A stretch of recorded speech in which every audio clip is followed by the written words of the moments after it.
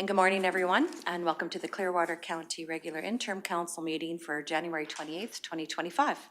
All public meetings are live streamed and recorded. Any written or verbal information provided may be included in public documents as per the Freedom of Information and Protection of Privacy Act 41. I'll now call the meeting to order. It's 9 o'clock. And we have an agenda before us, and I believe, yeah, go ahead. Motion to approve. Kate? Motion to approve. I was just going to nod over to Councillor Ratcliffe because he had talked to me first. That's okay. So did you want to? Yes, the minutes. Oh, so that's the minutes. So motion to, that's okay. Motion to approve the agenda. Councillor Lougheed. All those in favor? Carried. Now we're getting into the adoption of the regular council meeting minutes for January 14th. Councillor Ratcliffe. Thank you, Reeve. I just noticed under on page 5 under 4.2, it doesn't mention that that motion was carried. Okay. Which I believe it was.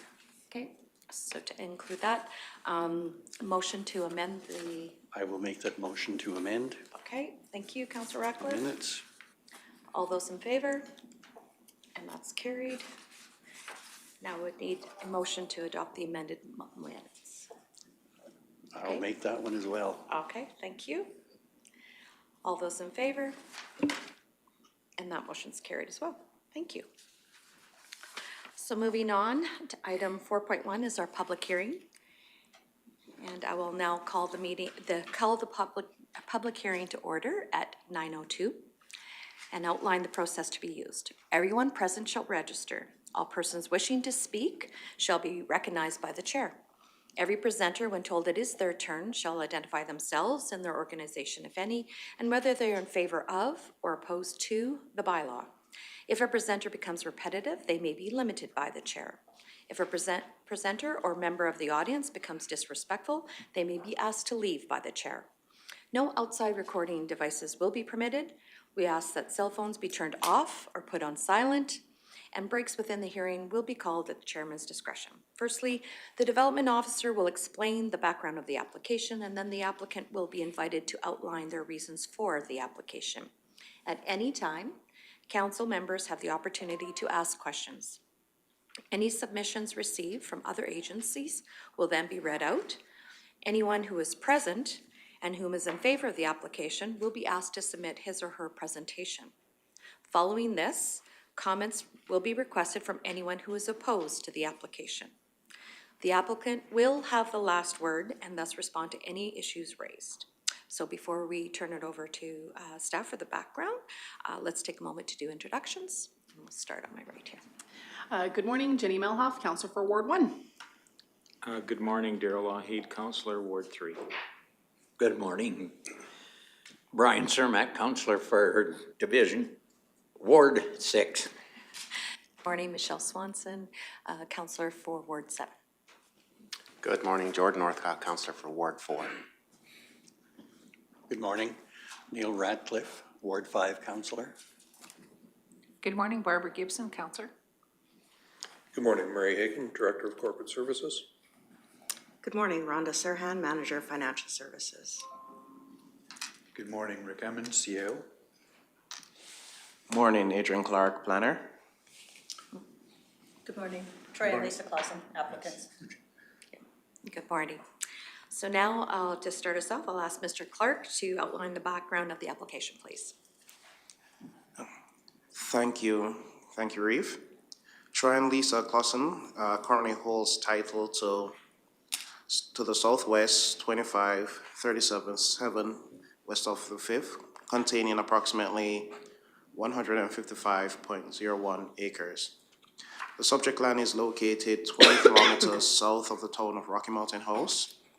The landowners have made application to redesignate approximately 5 acres located in the southeast portion of the quarter section from the agriculture district to the country residence agricultural district. The remaining 150 acres of the quarter section will remain under the agriculture district. The proposed 5-acre CRA parcel is undeveloped, which applicants has described as the land as gently rolling pasture land. Access to the proposed CRA parcel can be obtained from an existing access off of Township Road 37-4, adjacent to the south property boundary. The balance of the quarter section has a mixture of mainly clear pasture land and heavily treed areas in the northern and central portions of the quarter section. Access to the remainder of the quarter section can be also obtained from an access off of Range Road 7-1, adjacent to the west property boundary.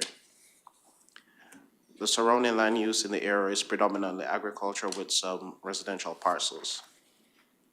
This application was brought for first reading before the council of the previous municipality as bylaw 1212/24 prior to the amalgamation on January 1st, 2025.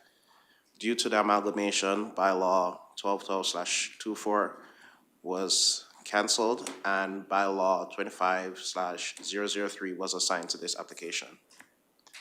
Pending the results of this land use amendment, the applicants will proceed with a subdivision application to create a separate title to the proposed CRA parcel. The attached package provides more details on the proposed development, and the applicants are present to speak to the proposal. Has council had a chance to review the policies associated with this application? I see some head nods, yes.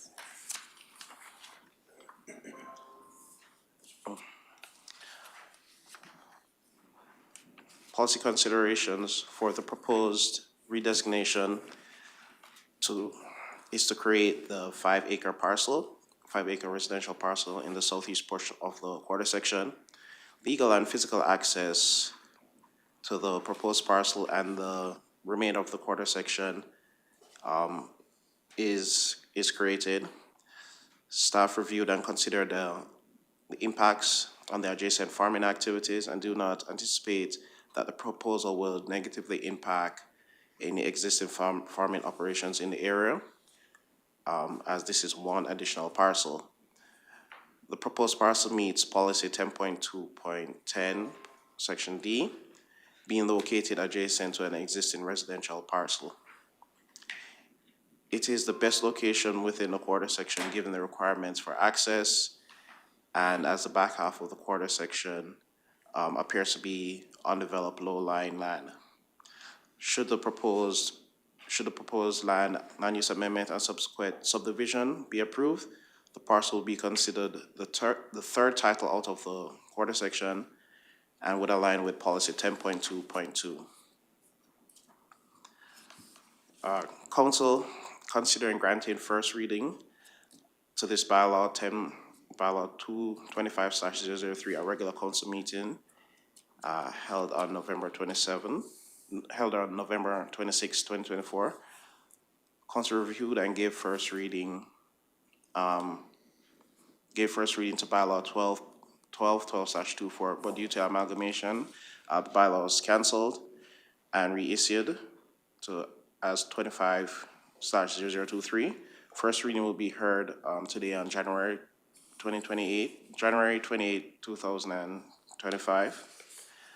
As required by the legislation, notice of today's public hearing was advertised in local papers and comments were invited from adjacent landowners and referral agencies. Thank you.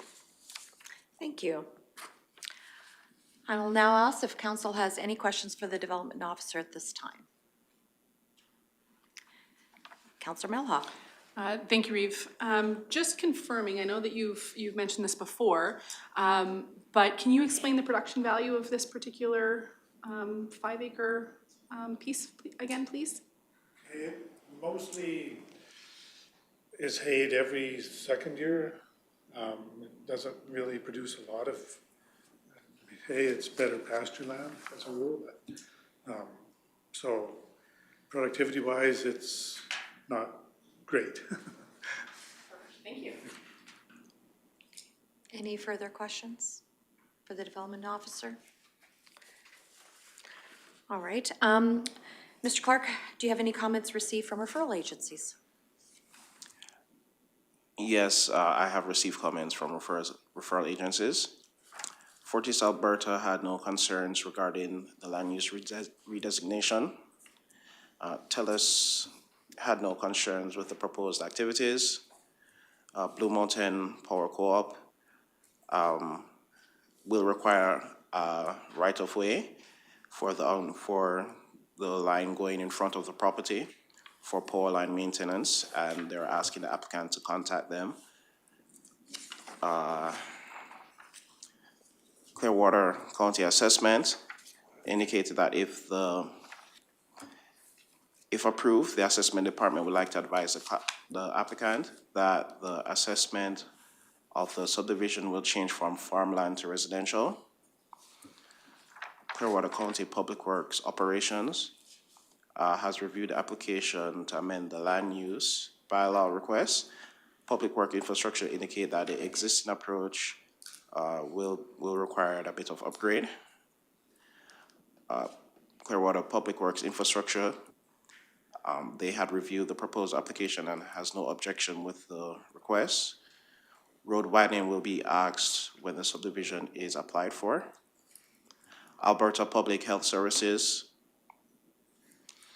has indicated that the second parcel out for the proposed 5-acre undeveloped parcel that will be redesignated has been received, and they are satisfied with the application proposed. They've just listed their standard comments indicating the setbacks for proposed septic systems. Municipal Planning Commission reviewed the application on January 15, 2025. MPC recommends that council favorably consider granting second and third reading to the land use amendment application 24/24. MPC provided the following reasons for their decision: meets policy, and the low agricultural production and low quality of agricultural land were the reasons submitted by MPC. Those are all the comments received from agencies, sorry. Thank you very much. Okay, Councillor Northcott has a question. I do have a question, thank you. On the one for planning considerations, it says staff reviewed and considered the impacts on adjacent farming activities and do not anticipate that the proposal would negatively impact existing farming operations in the area, as it is one additional parcel. I just wonder where the threshold is, what's the number? Because right now it's one. What's the threshold of residential parcels when it does affect farming operations? Would that be directed as a planning question in that regard? Okay. Yes, please. Okay. Mr. Clark. So when reviewing the application, each application is reviewed case by case. And when looking at the application, we look on the farming activities that is taking place on the particular quarter and the adjacent quarters. And based on the activities that are taking place, it is a factor that is considered to see how much activity is taking place on the quarter in question and the adjacent quarters, and if, based on the activities that are taken there, if it would really affect any production that's happening. And based on this application and this quarter in particular, there is very minimal farming activity that is taking place. And the surrounding lands, not a lot of farming activities is currently being taken place on the surrounding lands as well. So that was considered when reviewing this application. Okay. Whether it doesn't, what I've observed is it doesn't really matter what classification of the land or the topography of the land. It often seems just about every parcel is approved, no matter what, the land quality or the topography.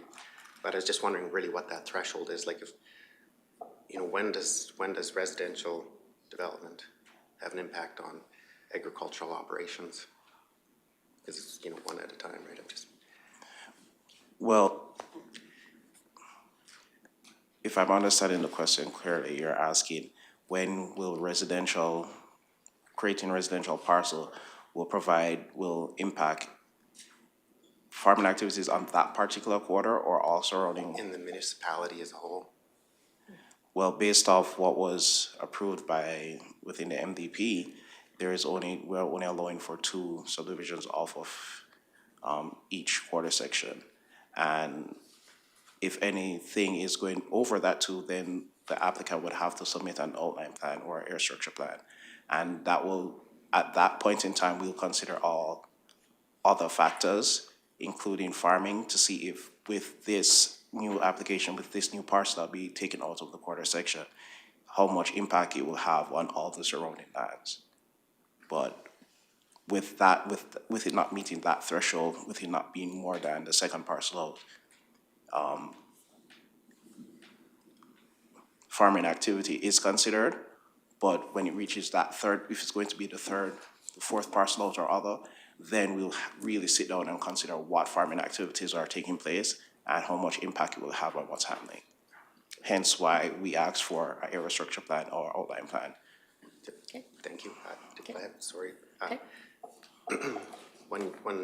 So in the future, when that time comes, if it does negatively impact agricultural operations due to residential development, what's planning's plan for at that point in time when it's, when residential development at one point in time in the future does negatively impact agricultural operations?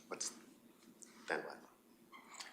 I would respectfully say that it would be up to the council on what that looks like. It's not up to planning, it would be up to council's direction should the MDP be changed, whatever, so, yeah. Great questions, I just want to get through the public hearing and then we'll dive into some more questions. So at this point in time, in the public hearing, I'm now inviting the applicant to speak to your proposal and add any comments in support of your request and to respond to any of the agency comments, if you would like. Fair enough. We actually own the quarter that's right beside this one. You can actually see our place, our house and our Quonset on the left-hand side of the picture. When it was originally built, of course, it was built a little too close to the right-of-way, as you can tell. Hence why we were interested in actually acquiring this piece when it actually came up for sale, so that we could actually basically control both of them, because there is a road access in between the two, which is not actually looked after. We actually plow it usually in the wintertime. When we looked at actually subdividing, we did seriously contemplate doing it right beside that access road. However, we did not want to impact the farming that does occur on that field because it is a good producer. They do farm that every year. So we actually looked, and rightly so, when Adrian came to discuss it with Troy, we realized that our best bet would probably be to put it beside the existing piece that had already been subdivided off, because as is noted, it's not a great producer on that hill there. We do have that piece in the southeast portion there that is actually separated by a ravine, whatever you want to call it. There's never any water in it, so it's not like it's a stream or a creek or anything like that. It's just that it's deep enough that it creates an issue with access to that corner. And because we already had an existing access off the road there, it's made the most sense. And we have actually the ability to get to every single field that you see in that quarter via existing right-of-ways or old survey lines, or we even have between the two fields where we want to subdivide in the one to the west of it there is an access through the trees there, you just can't see it. So everything else is easily accessible. We were not trying to make it hard for the guys who do farm it for us by taking this out of it. Okay. Thank you. You're good? Yeah. Okay.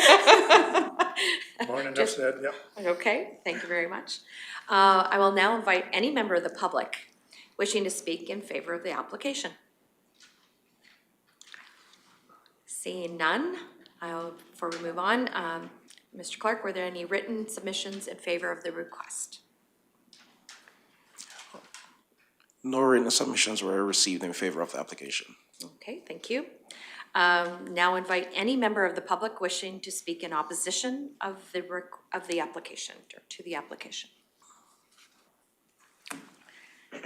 Seeing none, Mr. Clerk, were there any written submissions opposing the request? No written submissions were received opposing the application. Thank you. Now, before I close, I will offer you, the applicant, final remarks, if you so choose, or anything addition that you'd like to, before I close the public hearing.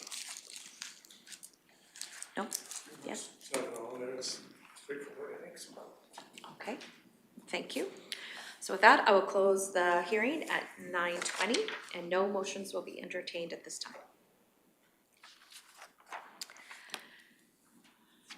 Now moving on to the bylaws, which is item 5.1, consideration of first, second, third readings of bylaw 25/003, application number 24/24 to amend the land use bylaw, and go back to Mr. Clerk again. Thank you, Reeve. The purpose of the proposed bylaw 25/003 is to amend Clearwater County Land Use Bylaw to redesignate approximately 5 acres from the Southwest 2537-7 west of the 5th, from the Agricultural District to the Country Residence Agricultural District.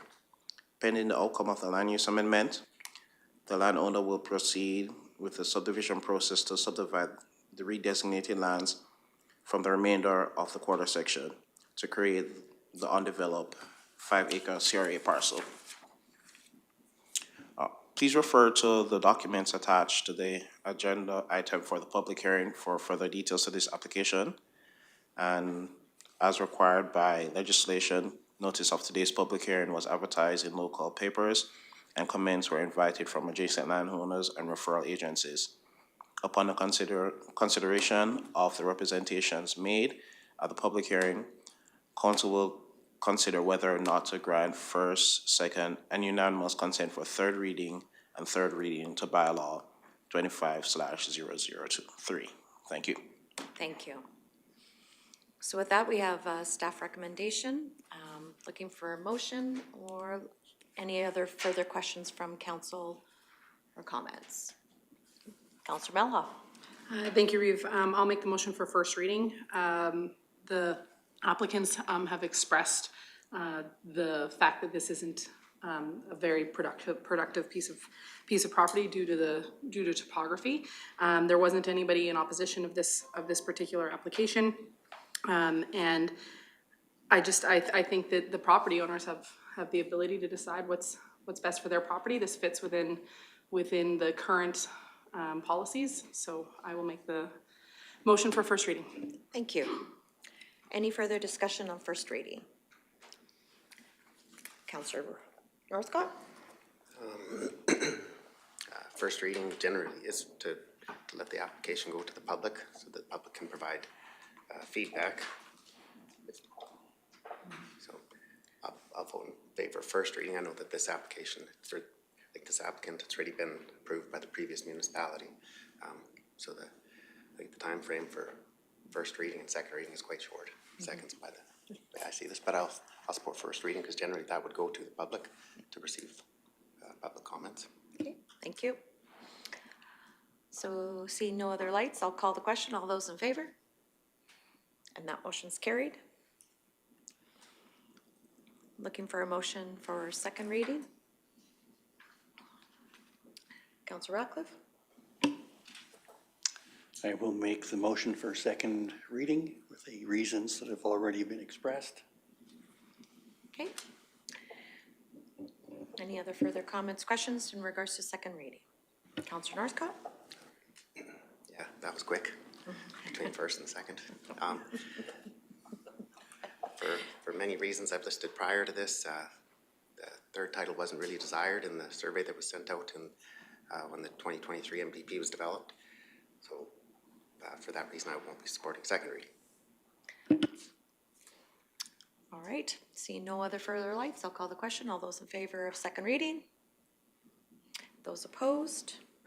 That motion's carried. looking for unanimous consent for third reading. A motion for unanimous consent for third reading. I would so move. Thank you, Councillor Lougheed. Any further comments or discussion? Councillor Northcott? This application already came to council with the previous municipality. I don't know if it's, yeah, you can't move past this without unanimous consent, but I don't think it would be fair to the residents that sit here today when I think I can express my comments and concerns with second and third reading, but I think it would create a level of unfairness if I didn't support unanimous reading, or unanimous consent to proceed to third reading, so I will support that motion. Okay, thank you.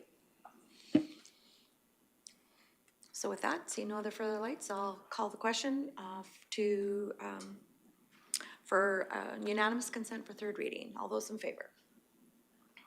And it is unanimous, thank you. So we'll proceed to third reading. Motion for third reading. Okay, Councillor Cermak makes the motion for third reading.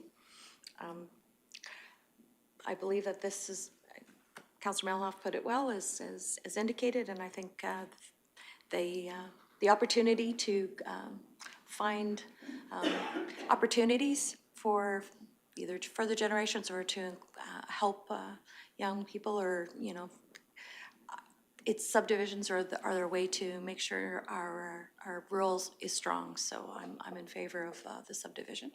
Any other comments in regards before I call the question? Councillor Northcott. Note just during the development of the MDP, council as a whole really did get to review all the comments and feedback from the public. The way I observed it, it was not as, the third title really wasn't desired by the large majority of people, so I will be opposed to this third reading.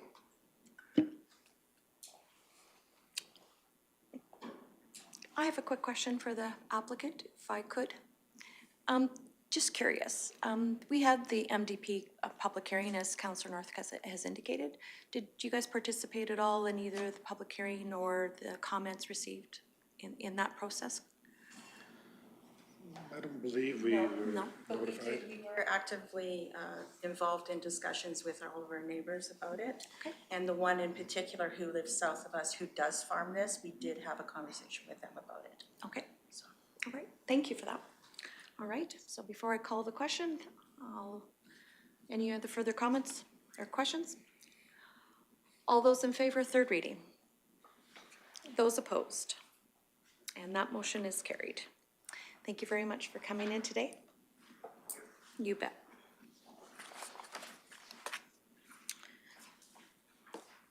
So moving along in our agenda, we have the first reading for bylaw 25/010 for the application of 0125. That's kind of nice, they're 01 on the 25. To amend the land use bylaw, and I'll pass the floor over to Mr. Bisson, please. Thank you, Reeve Swanson, and good morning, council. Evelyn Herringer, along with Patrick and Patricia Alexander, currently hold title to the Northeast 22-41-5, containing 149.79 acres. The subject land is located approximately 17.5 kilometers north of the hamlet of Leslieville. Patricia Alexander has made application on behalf of the landowners to redesignate 6.3 acres located in the west central portion of the quarter section from Agriculture District A to Country Residence Agriculture District CRA. Pending the outcome of the land use amendment, the applicants will then proceed with the subdivision process to create separate title to the 6.3 acre CRA parcel. The proposed developed 6.3 acre CRA parcel is described as being relatively flat with two separate levels. The first level encompasses a significant portion of the proposed parcel from the existing driveway to the north, containing a residence, 3 ancillary buildings. The second level to the south of the driveway contains the garden and an ancillary building, as well as a duck pond and sewage lagoon. The applicants have indicated that the existing services include a water well and sewage lagoon. There is a shelter belt located on the north side of the proposed parcel. Access to the parcel would be from an existing access off of Highway 761, adjacent to the west property boundary. The balance of the quarter section is rolling, mostly cleared farmland. The northeast and east central portions of the quarter is heavily treed land. There's developed subdivision taken out of the north central portion of the quarter. Access to the remainder of the quarter section can be obtained from existing accesses off of Highway 761, adjacent to the west property boundary, and Township Road 41-4, adjacent to the north property boundary. The applicants are proposing to amend the land use bylaw to allow them to subdivide off the developed yard site. This will allow the applicants, Pat and Patricia, to continue farming the remainder of the quarter section while assisting Evelyn with estate planning. Surrounding land uses in the area are predominantly agricultural with a few residential parcels. Pending the results of the land use amendment, the applicants will then proceed with subdivision to create separate title to the proposed CRA parcel. The attached package provides more detail, and the applicant is here to speak to the application. I know council is fairly familiar with the process on subdivision, so I will move right into policy considerations. The proposed redesignation is to allow the creation of a 6.3 acre CRA parcel in the west central portion of the quarter section. Legal and physical access for both the proposed parcel and the balance of the quarter section can be achieved. Staff reviewed and considered the impacts on adjacent farming activities and do not anticipate that the proposal would negatively impact existing farm operations in the area, as the proposed parcel will continue to be used for residential purposes. Should the proposed land use amendment and subsequent subdivision be approved, the parcel would be considered the third title out of the quarter section and would align with MDP policy 10.2.2. And I'll just go back to the staff recommendation, and that is that council consider granting first reading to bylaw 25-010 and proceed to a public hearing. Thank you. Thank you, Mr. Bisson. Are there any comments or questions for the development officer? Go ahead, Councillor Mello. Thank you, Reeve. I know the setbacks for a pump out are 90 meters. What's the setbacks for a lagoon? I can't remember, I'm sorry. Yeah, the setbacks for a lagoon are 35 meters, and I was going through the package, the application package. There is a survey sketch that is included with that, and I neglected to include that with council's package today. The setbacks can be achieved. It can be met? Okay. Yeah. From the road and from? That's correct, okay. Yeah. Excellent, thank you. Councillor Cermak? Yeah, extra building to the east side of the property line that jogs around it. That isn't part of the farmstead? That's correct. It's separate from the farmstead, and the applicants have indicated they'd like to keep that with the remainder of the quarter section. Oh, okay. And that doesn't interfere with the well or the distance from the lagoon and everything with that jog? No, it doesn't. Okay, thank you. Are there any further questions or comments for the development officer? Councillor Northcott? Just wondering, in the policy considerations, I just see it again there that this proposal would, planning does not anticipate that this proposal would negatively impact existing farming operations. I was just wondering the impacts on future agricultural operations. So I would say in this case there would be no future impacts on farming operations, as it is an existing yard site. It's been a yard site for a number of years, and I mean, the number of people living on that site will likely not change significantly. Okay, I guess I'll just elaborate a little bit more on that. The number of titles per quarter, as the number of titles per quarter increase, what are the impacts on future agricultural operations at that time then? So certainly with the number of parcels increasing, there could be an impact on farming activities, but that is something that council would consider on a case by case basis. Counselor Melham? I was actually gonna make the motion for first reading and go to a public hearing. Counselor Northcott, I really value the comments with regards to agriculture. Hopefully, when we get the opportunity to continue reviewing the land use bylaw and actually this document, my suggestions to include ag quality in subdivision requirements will be considered, and perhaps this council will agree at that time, as they didn't during the process, to quantifiably protect agriculture. Counselor Ratcliffe? Thank you, Reeve. Just looking at the shape that's a bit irregular, is there a fence line or something there already that kind of delineates that? Yes. I'll turn that over to the applicant. Okay, Good so on morning. the north side, yes, there is a fence line there. And when it comes down to the south there, there is a bit of a fence line there also. And the reason we wanted to keep, it's a cattle shed, that piece that's cut out there. We occasionally do take our cattle over there, so we wanted to keep the cattle shed. And this whole subdivision that we are wanting to take out of here is for my brother for estate purposes. It is not for a resale financial gain. He recently just sold his house and he's looking to relocate. So that's been our family home for 63 years. So he would like to come back there.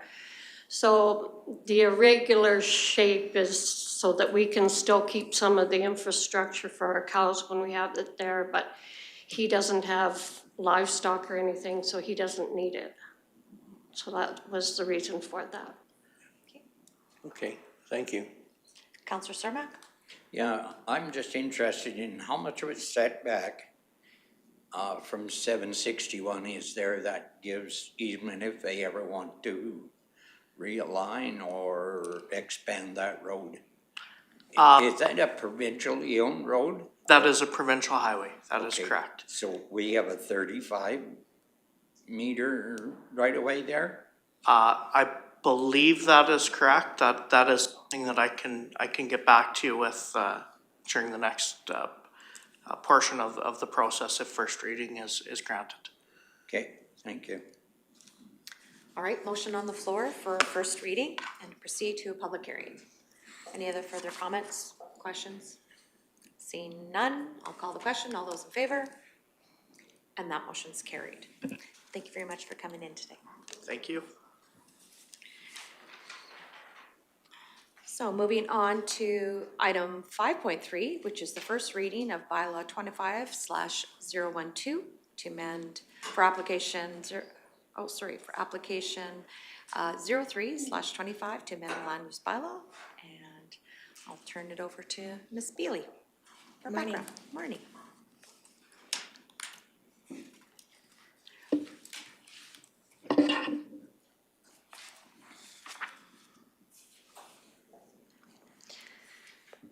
So the applicant currently holds title to the southwest of 1339-6, containing 153.11 acres.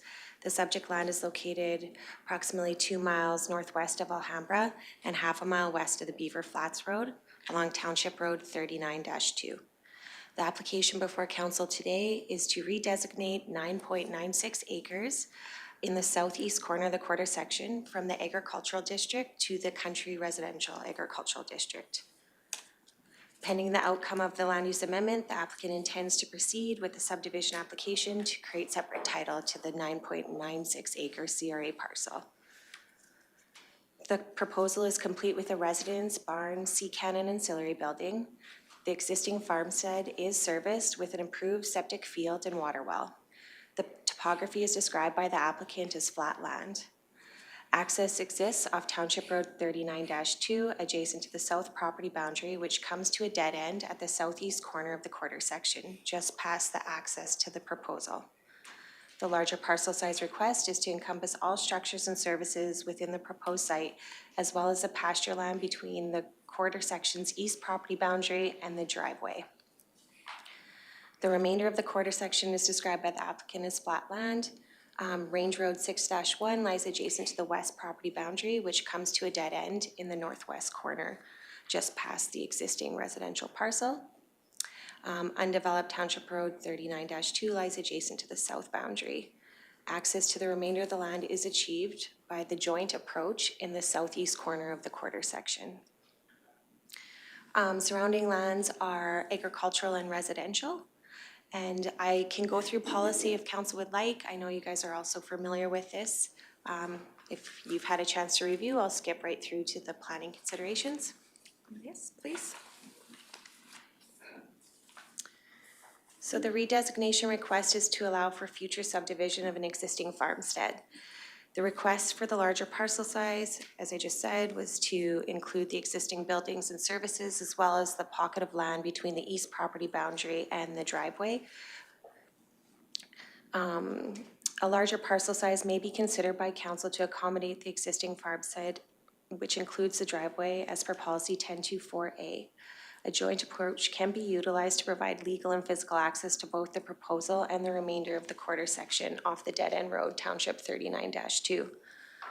Alternatively, council could request a panhandle driveway access to the proposal, resulting in a 7.47 acre parcel, which would be 6.71 acres of a developable yard site with a panhandle access of 0.76 acres. And this would comply with policy 1026.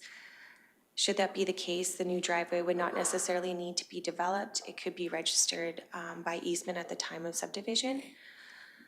And I just wanted to put that option out there, although the request is for the 9.96 acre CRA parcel. Planning does not anticipate any negative impacts on surrounding lands, as this is an existing residential site. And I'm going to turn the floor over to council for any questions. Okay, thank you very much. Are there any questions from council? Councilor Ratcliffe? Thank you, Reeve. I'm just wondering how this would be assessed. Like, would the farmstead be assessed at usually 3.5 acres and the rest would be agriculture, or would the whole parcel be assessed as CRA? I believe that they do it as the 3 acres is the value, and then I believe the farmland would be assessed, like the little pocket, if it was included, would be assessed as agricultural, but I could confirm that with assessment and get back to you if first reading was successful. Okay. Will this be referred to MPC? Yes, it will be. Okay. Thank you. Are there any further comments or questions for the development officer? Yeah, go ahead. I do have one more. The north boundary of the proposed parcel, is that for setbacks for the septic? They have their survey sketch included in your package.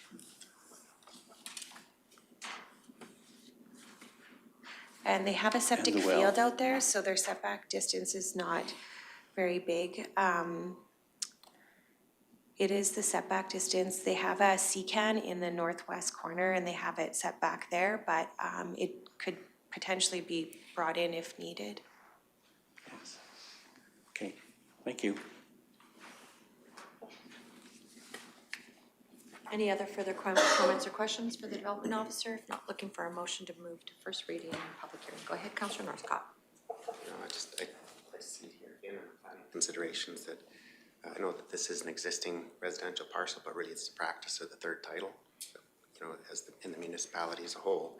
But I see it again, it's, you know, it's not anticipated the proposal will negatively impact surrounding agricultural operations. But, you know, in this instance, it's an existing residential already. But as a practice of the whole, as the municipality, I just see, you know, again, as I've seen in the previous two applications, and I guess on the egg quality, you know, if there's a consideration given to the quality of the land. I've seen previous applications where there was really good egg land at the soil ratings, and it had no regard or really any bearing. Often still subdivisions are approved even if they are on the higher quality egg rated land on the quarter, which is what I've observed. Okay. Any other further comments or questions? If not, looking for a motion to go to first reading and proceed to a public hearing. Councillor Malhoff. I'd make first, the motion for first reading and proceed to public hearing. Thank you. Any other further comments or questions? Councillor Ratcliffe. Yes, I do have some concerns about the size, as it includes a fair amount of farming outbuildings, of agricultural outbuildings. But I will support the motion for first reading. Thank you. All right, motion's on the floor. If there's nothing further, I'll call the question. All those in favor? That motion's carried. Thank you, and thank you for coming in today. See you at the public hearing. All right, moving on now to item 5.4, which is the consideration of readings for the 2025 boring bylaw 25/014. Turn that over to Director Hagan, please. Thank you, Eve. Good morning, Council.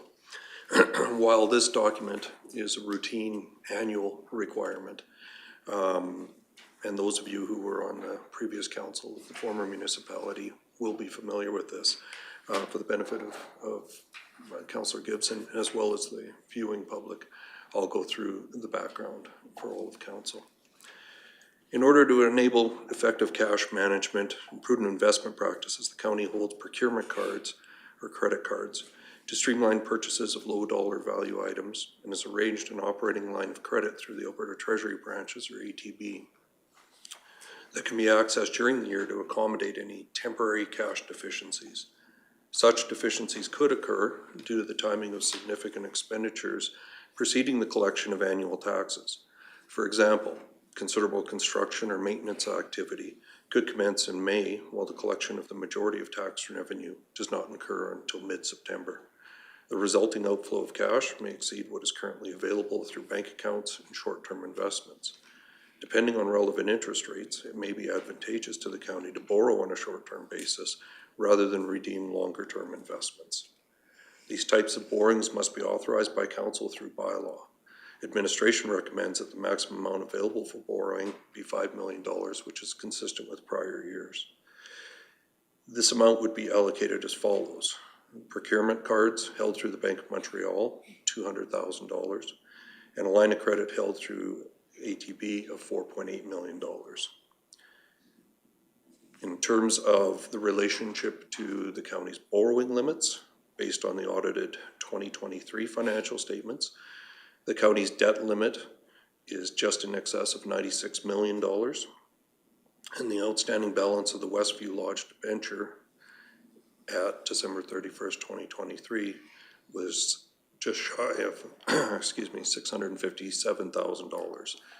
This is the only debt currently carried by Clearwater County and will be fully paid in 2025. Upon amalgamation, just over $64 million in debenture debt was transferred from the Village of Caroline to the new municipality of Clearwater County. 64,000. Yeah, you said million. Did I really? We almost had a heart attack.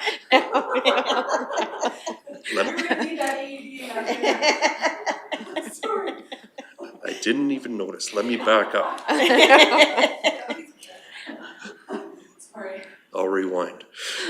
Upon amalgamation, $64,821 in debenture debt was transferred from the Village of Caroline to the new municipality of Clearwater County. This balance is scheduled to be fully paid by the end of 2026. Procurement card balances are paid monthly to avoid interest charges.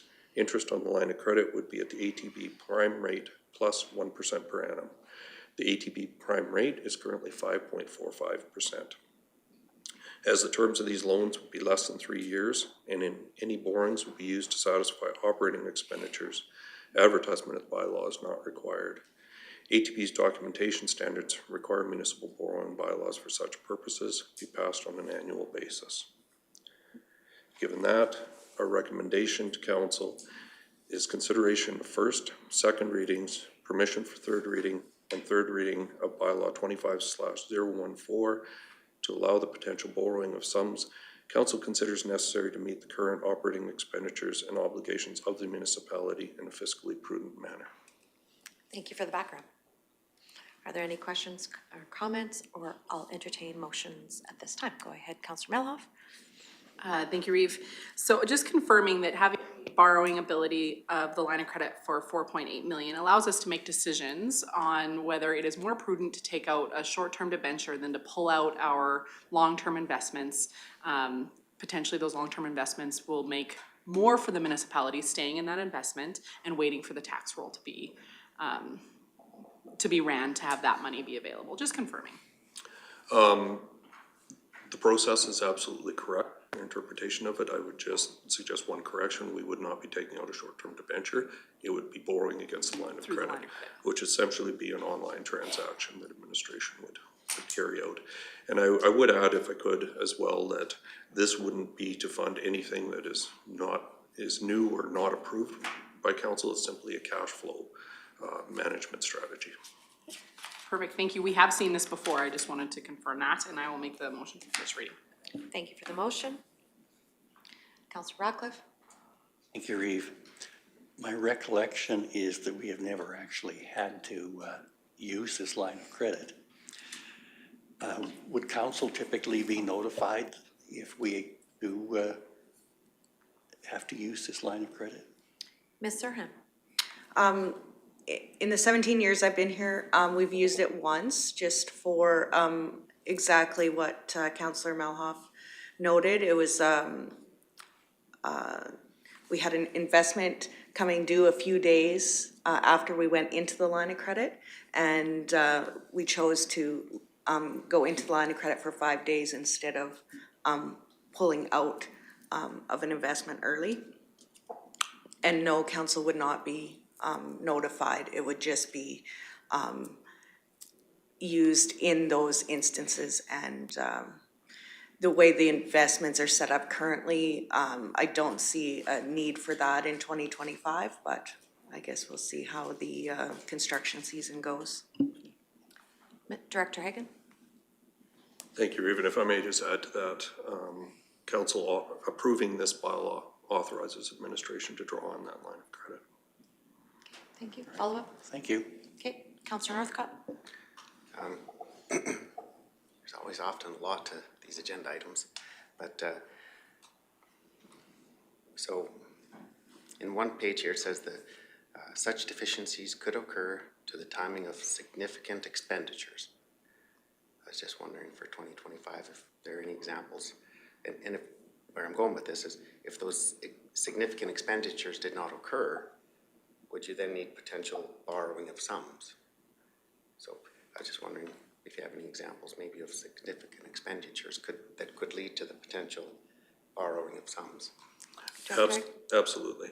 For example, road construction activities would be occurring as early in the spring as the weather allows for them to commence, as will the approved construction of fiber to the home in 2025. So really, again, this is only those projects that have been previously approved, and it could also include large equipment, fire engines, that sort of thing, that have been approved for purchase. So it would reflect the budget and is simply a timing and cash flow issue. Again, as Councillor Melhoff described, we have ample funds available to fund 2025 without borrowing, but there may be instances where we can actually save some money by borrowing temporarily on a line of credit rather than, say, cashing in a bond that's earning better interest. Follow up? Yeah, just on the broadband for 2025, what's the budgeted amount to be spent on that project? I believe it's roughly $42 or $43 million, of which we will be recovering approximately 71% through federal and provincial grants. But again, we need to make the cash outflow first and then wait for those payments to come back from the different levels of government. Leads me to another question. Yeah, go ahead. That would be 71% of the eligible areas. What about the areas that are not served in Clearwater County? How much is how much is funded by those for the areas that are currently served to meet the requirements? To clarify, it's actually 75% of eligible costs.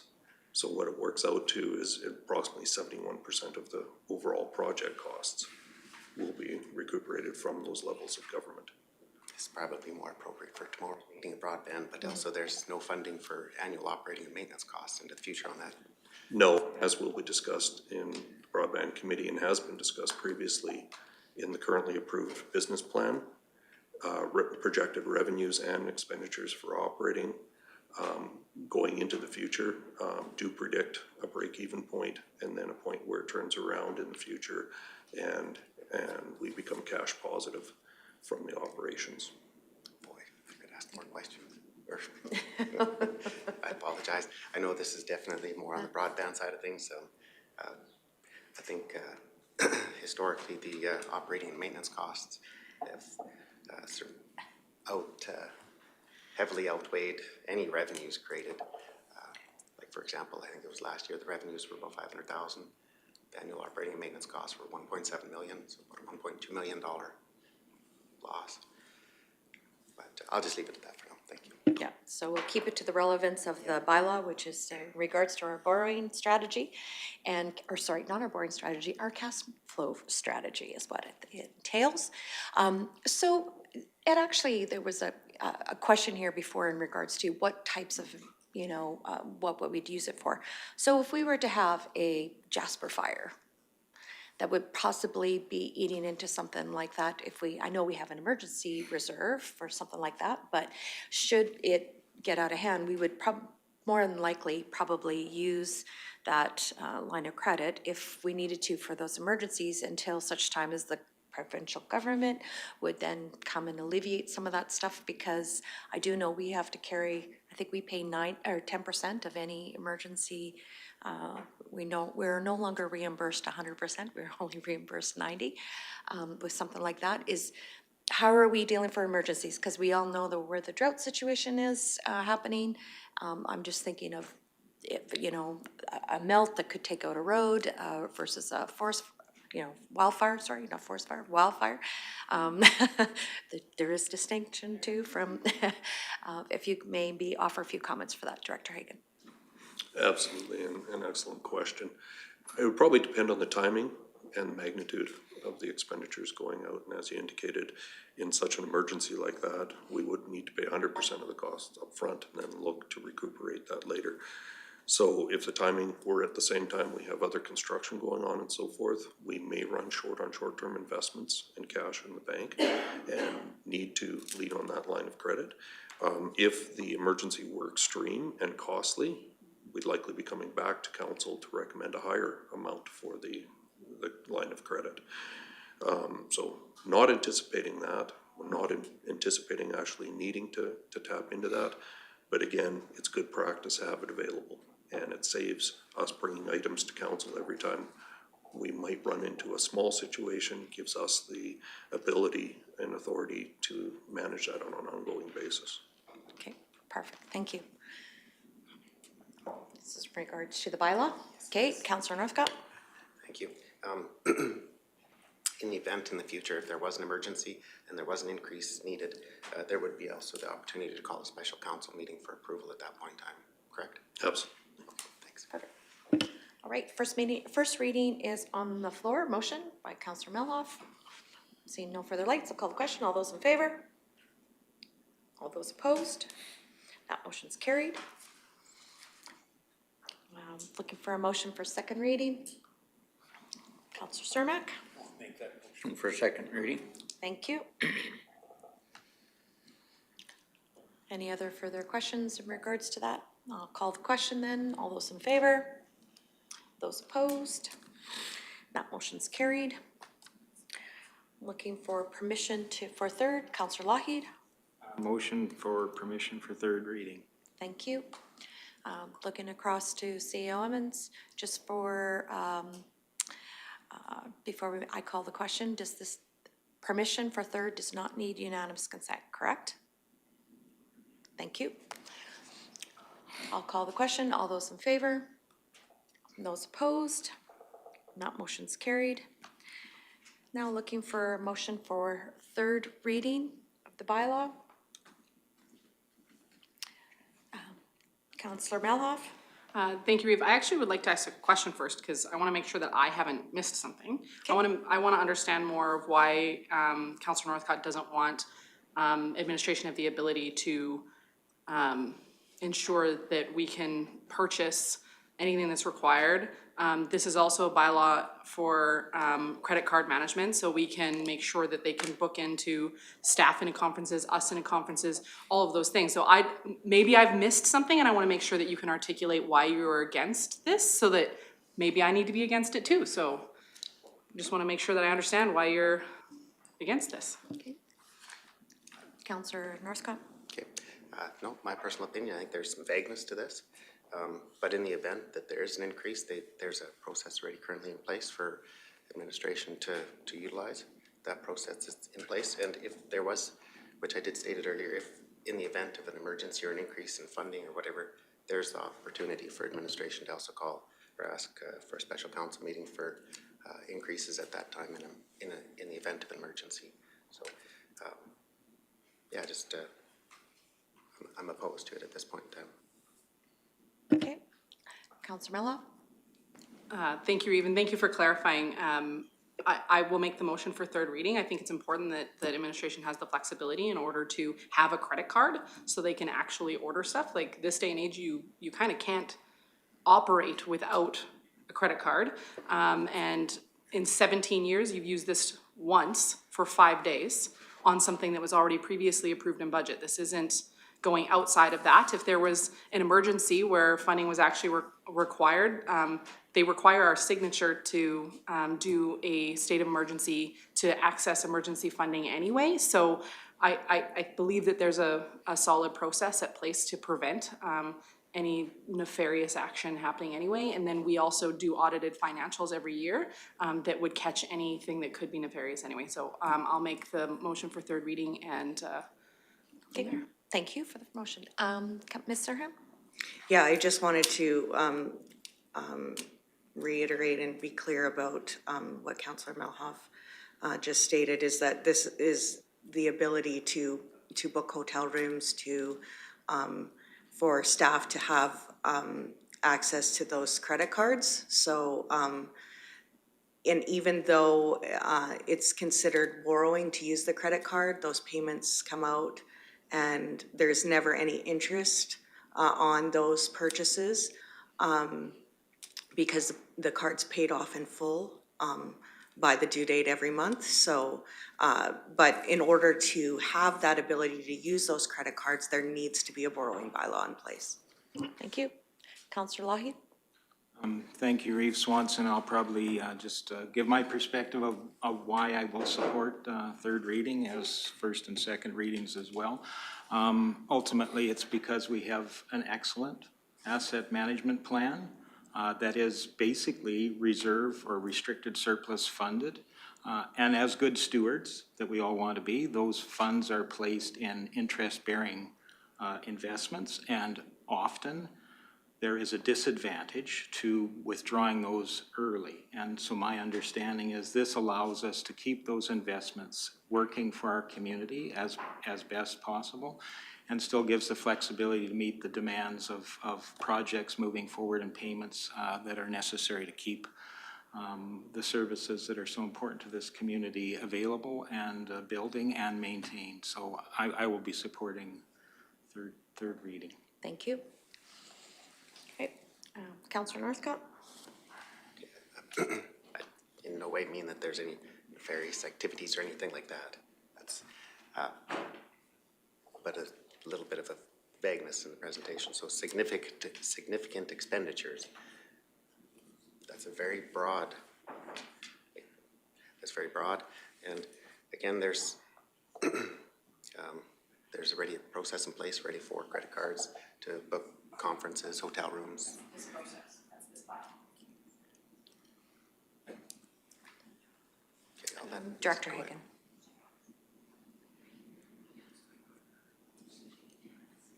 Director Hagan. Thank you, Reeve. And to clarify, exactly, this is the approval for us to maintain those credit cards. as well as a line of credit that's available to us should we need it, simply for cash flow purposes. Again, it's not for any unapproved expenditures. It's simply to manage timing and magnitude of cash flows.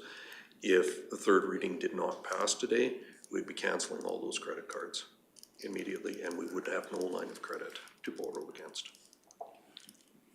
Okay. Councillor Ratcliffe? Thank you, Reeve. Yes, my understanding of this bylaw is it just creates this additional pool of funding to support approved project and approved operations. So it seems pretty straightforward to me. I will support third reading. Any other further comments, questions? Go ahead, see, Ms. Haight? Or CO Emmons? Thank you, Reeve Swanson. My understanding, this was the bylaw that didn't require, it required 2/3. I was mistaken. It does require unanimous consent, so this bylaw will have to come back at a future meeting. Okay.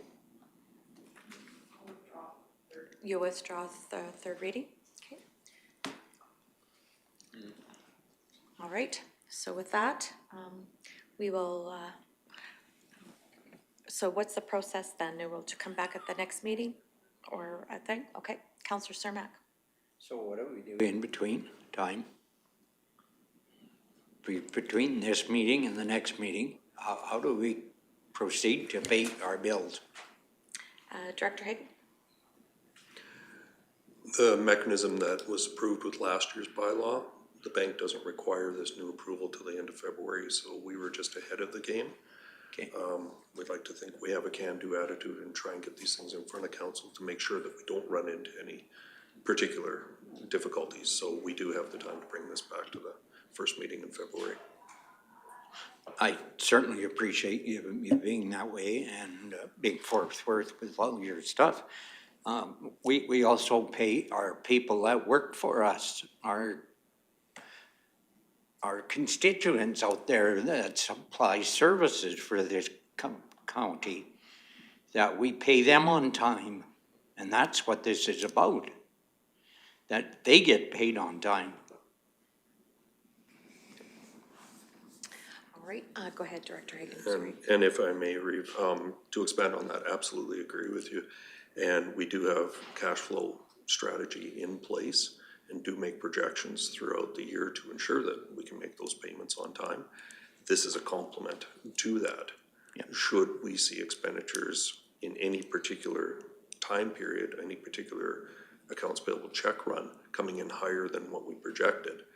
And as Councillor Lahi pointed out, we could cash in bonds and pull that out, but that's going to cost the county more money potentially than temporarily borrowing on this line of credit, than paying it back when the bonds come due. Thank you. Okay. Any other further, Councillor Gibson, did you? Yep, Councillor Gibson. I'm slightly confused. Councillor Melhoff withdrew her third reading. Yes. So does that not mean we can redo it presently, or do we have to wait the 2 weeks? I'll refer to Ms. Haight in regards to procedural bylaw. According to legislation, all bylaws require consent for third reading if all the readings are going to be done at one meeting. So because unanimous consent was not given to go forward with third reading, that third reading will come back at a future meeting. Is that clear? No. No? Well, because Councillor Melhoff withdrew hers. Yes. So does that not mean we can bring it forward again now? No. No. Go ahead, Councillor Mellow. Thank you, Reeve. I withdrew my third reading because the motion that Councillor Lougheed made for unanimous consent was not achieved because Councillor Northcott did not vote in favor of that. I thought it was a 2/3 requirement for this particular bylaw, or else I wouldn't have made the motion for third reading because we wouldn't have been able to continue to third reading. It's a unanimous consent requirement for this bylaw. That was like my misunderstanding, and I thought that it was 2/3 requirement. It's unanimous, so therefore my motion is actually invalid because we can't actually continue with it anyway because we didn't have unanimous consent. So I withdrew it to make it easier on the minutes, et cetera, because we already couldn't technically go forward with it because we didn't get unanimous consent previously. Okay, thank you. Counselor Lloyd?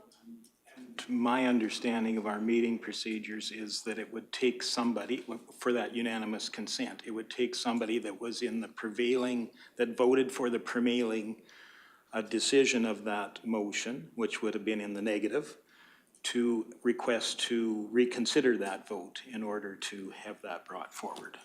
Am I correct in that Yeah, understanding? yeah, that's possible. Thank you. Counselor Ratcliffe? Just a procedural question. Thank you, Reeve.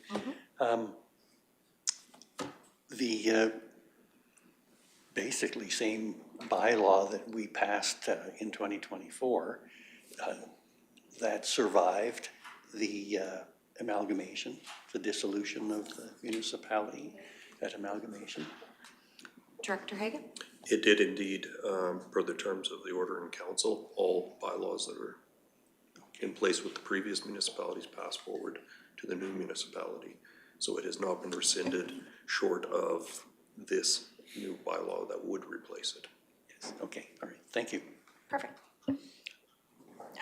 Counselor Northcott?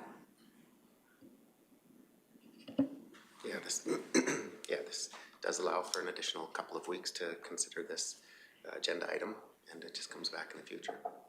So it's Okay. All right, Counselor Lougheed? So my understanding is, of course, that takes administration time to bring that back. It takes additional council time to bring that back. And perhaps that is another opportunity to bring certain points forward for individual councilors. But I don't see, I'll just say it plainly, I don't see a campaign moment being beneficial to our decision-making of the process here. I think we understand what the borrowing bylaw is all about. I don't really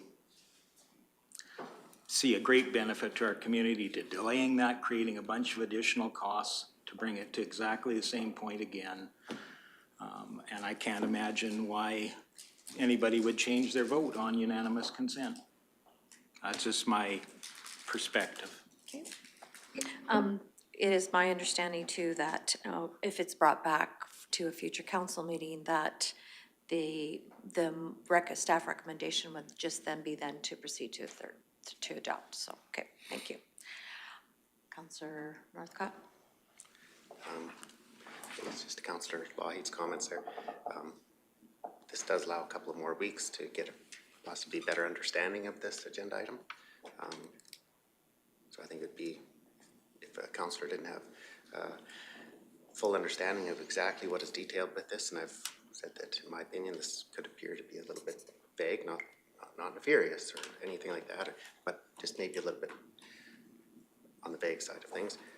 I think that would be very irresponsible of a councillor to, you know, not having full understanding to proceed and vote on it. So it's 2 weeks away.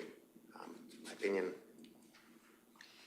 it's a great organization, and I think it'll continue to function until for the next 2 weeks. And if in the event of any disastrous emergency, there's always that option for a special council meeting to be called. So there are other options. All right.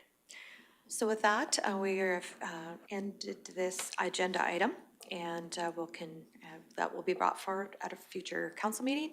And so with that, I'm going to take a 15-minute break, please, before we proceed to item 6.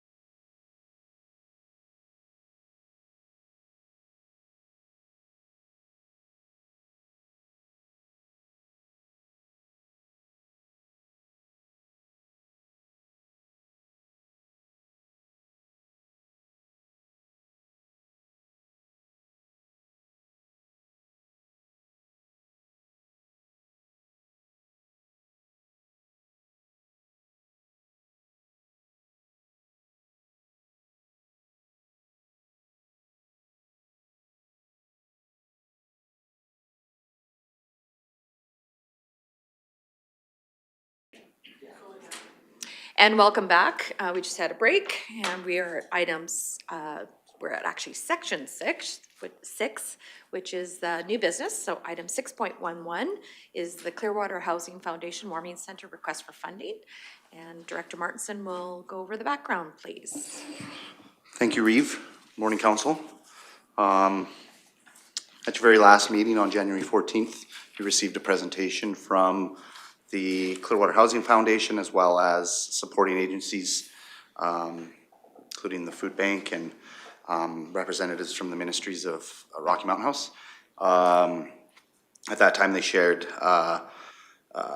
information about the warming center that they are establishing and have ultimately established, I believe on January 13th, just prior to the attendance. At that meeting, they did make a request to the county to provide between $8,000 and $17,000 to support the operations of the warming shelter. The information that we have received from the town of Rocky Mountain House suggests that the town has committed to supporting the program or project as well, and the town has committed to provide $3,000 to cover insurance and to provide $300 a day when the temperatures are minus 20 degrees Celsius, including the wind chill. We've provided council some options as far as consideration for this. Could approve between $17,000 or $8,000 or any amount you wished in between. Could provide some direction to us to research any other opportunity that you would wish us to bring back information. You could provide a per day allocation similar to the town in whatever quantity that you wished, or you could decline the opportunity to participate. There is a couple different opportunities for funding areas. Of course, contingency is typically the location that these out-of-budget cycle requests come through. This is the, I think, the primary recommendation that administration has identified. It is probably important to note that there will be recently, we've identified through some meetings with the Senior Housing Board, there will be some asks coming forward regarding some housing projects that is likely going to require some funding, and the Seniors Housing Board is likely going to make an ask of this council for funding. And so the $80,000 that currently is in the community services budget for seniors housing may be best served to be provided for that, because it is specifically to seniors housing. But I think that is the information that we wanted to provide. Thank you. Thank you. Ms. Serhan? Yeah, I'm gonna just give the finance perspective that this is not a service that's mandated to the municipality, and it would be an increased service level and therefore would increase taxes to the municipality if this were an ongoing ask, and approving the ask once will likely turn into a multi-year ask. Thank you. I'll open the floor for discussion, questions, or motions. Councillor Lougheed, your light is on. Sorry. Okay, no, that's fine. Okay, Councillor Mello. Thank you, Reeve. I will be the first person to say that I hate provincial downloading. I really do. This is a provincial responsibility. However, our most vulnerable population should not be a pawn in political struggle. And unfortunately, if we don't fund this, that's what ends up happening. I don't agree with the 300 per day. I think that it becomes very difficult and administratively burdensome to then administer that, because this group has to get a hold of our team and say, oh, you hit your threshold, we now need to have the $300 a day. It becomes an extra red tape, all of those things. If we do approve this, I would also like to see it go with a letter to the appropriate ministry explaining that we don't appreciate the provincial downloading, and that this is their responsibility. Social services is a provincial requirement, so that we can ensure that they know that we don't appreciate the downloading. But I do think it's important for us to try to help our most vulnerable. I think that it would be really tough for me to see people in those coldest temperatures not doing well, knowing that we could have helped in some way.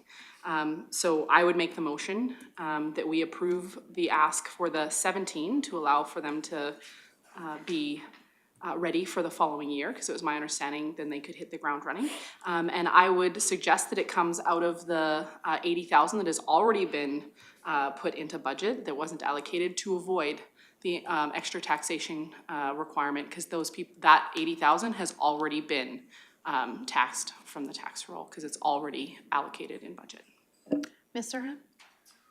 Contingency is also already in budget. And this year would be not included in the regular items that are funded through the community services budget.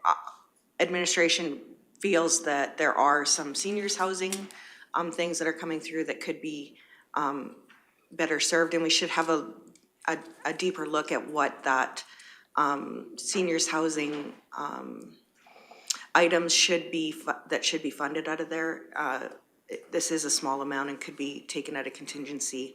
What finance was trying to relay, though, is the ongoing year after year cost. So if this happens again next year, or if it ends up in the budget next year, it will be an additional tax revenue that needs to come from the ratepayers in the future.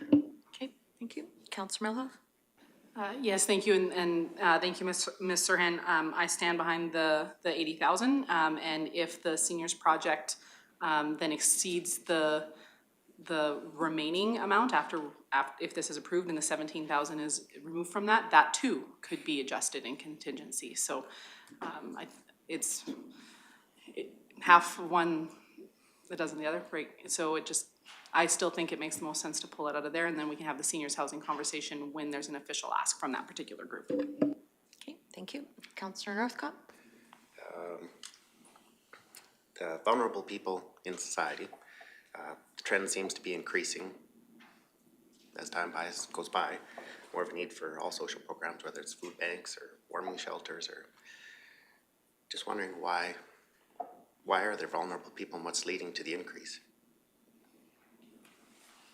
Director Martinson?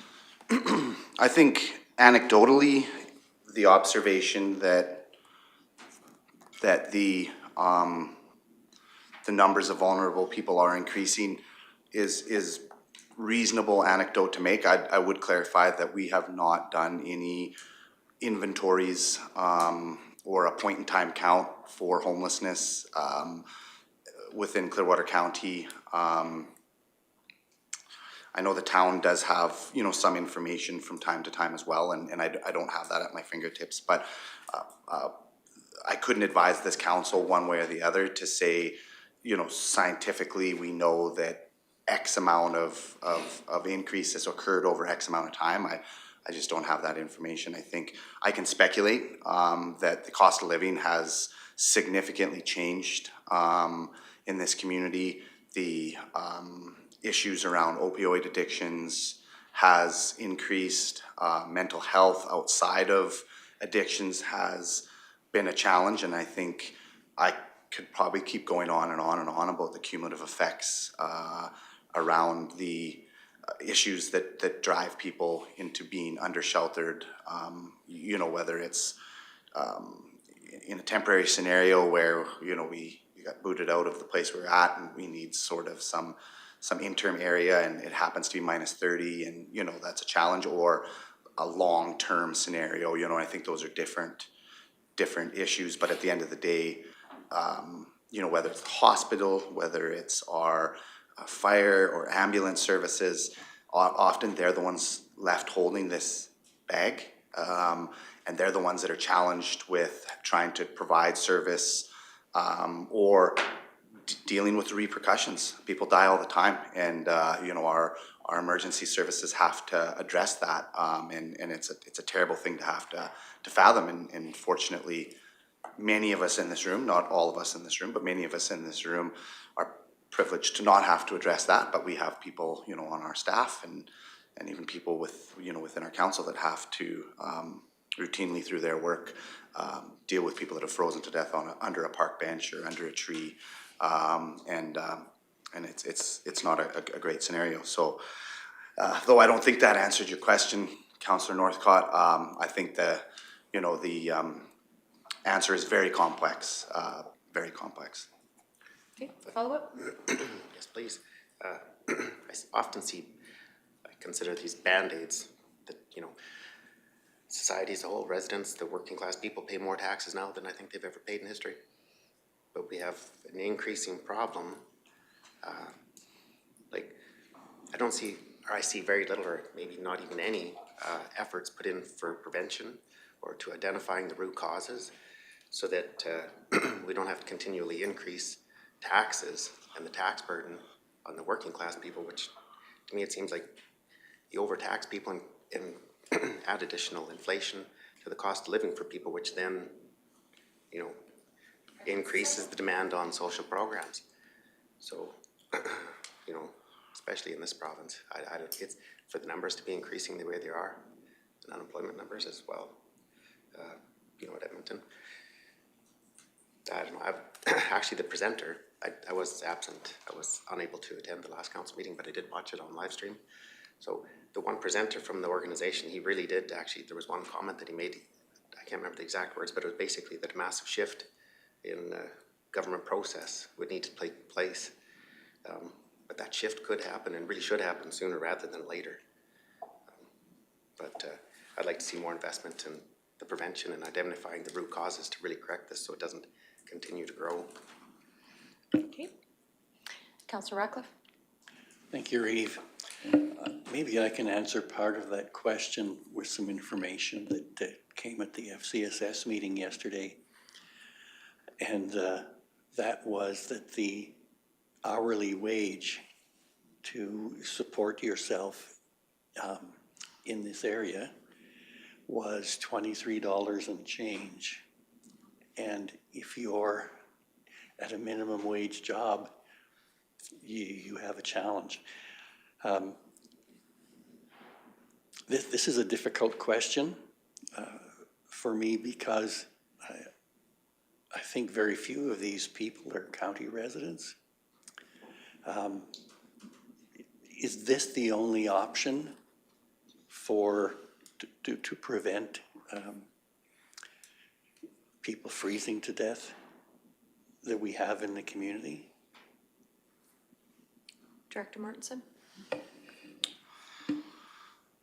This is the best short-term option available to us right now. I think the Councillor Northcott and the presenter's comment about a monumental shift in how social services are addressed provincially is a solution to the question that you asked, Councillor Ratcliffe. Unfortunately, you know, with minus 26 coming over the weekend, that monumental shift can't come fast enough for the life-altering conditions that we're going to experience over the weekend. This council can't solve this problem on its own.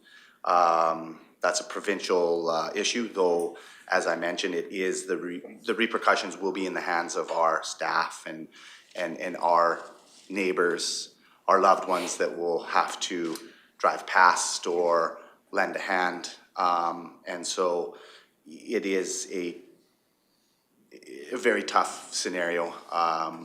You know, it's, you know, the Councillor Northcott sort of described the doom loop that we get into where cost of living increases, drives more people into precarious scenarios, we spend more money addressing the short term. You know, that's all very true. I think, you know, my best recommendation would be to address the long-term scenario would be a strong lobby strategy. and, you know, networking with neighboring municipalities that can join that lobbying strategy, that really is the majority of the tools that we have to try to address this provincially. And yeah, this is really the only short-term option we have when it gets this cold, and, you know, it's very dangerous out there, as any of us know that work out there. You know, fortunately, I can duck into my shop for 20 minutes and go back out and deal with my cattle. There's no shop out there for some, and you know, they by nature they hide because you know, for many reasons, and they, you know, they go unnoticed until it's too late, and until somebody, you know, our neighbors, friends, coworkers have to address it. Bylaw? Yes, thank you. Thank you for that. It appears to me that the provincial government is taking some root cause action to deal with this. So I would support some sort of funding support for this. I'd like to hear what the rest of council says, but on a one-time basis to see what other options are available by next winter. Okay, thank you. Councillor Melhoff? Thank you, Reeve. I just wanted to agree with Councillor Northcott's comments with this being a cyclical, as Director Martinson said, the doom loop. And I have some hope, and I hope that the rest of the province has some hope with the speculated act being tabled for the Compassionate Care Act. I think that that's going to make, if it is tabled and is passed in the province, I feel that is going to make a big difference. The increased border patrol to try to prevent the nefarious fentanyl, because fentanyl is a very bad drug in the wrong hands, but is an extremely needed healthcare medication used very safely every single day across this province by many different layers of the healthcare system. So to remove it entirely isn't the answer either. It is extremely valuable to patients, but to remove the nefarious fentanyl, carfentanil, et cetera, would be a huge help for many of our issues.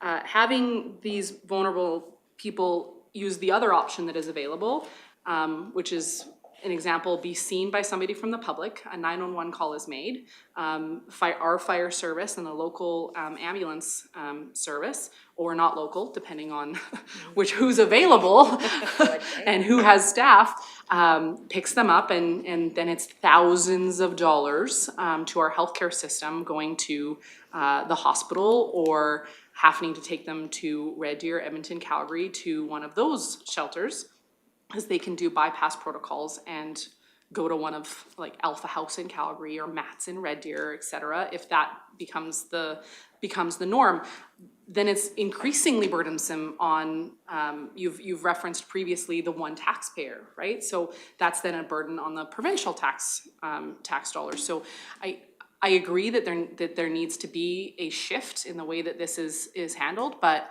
I also know that we can't do that by Saturday when it's supposed to be, as the director mentioned, minus 26. And I understand that you're saying these aren't necessarily our residents, Councillor Radcliffe, but they're not anybody's residents. If we're going by the very nature of our residents, that would be property taxpayers, right?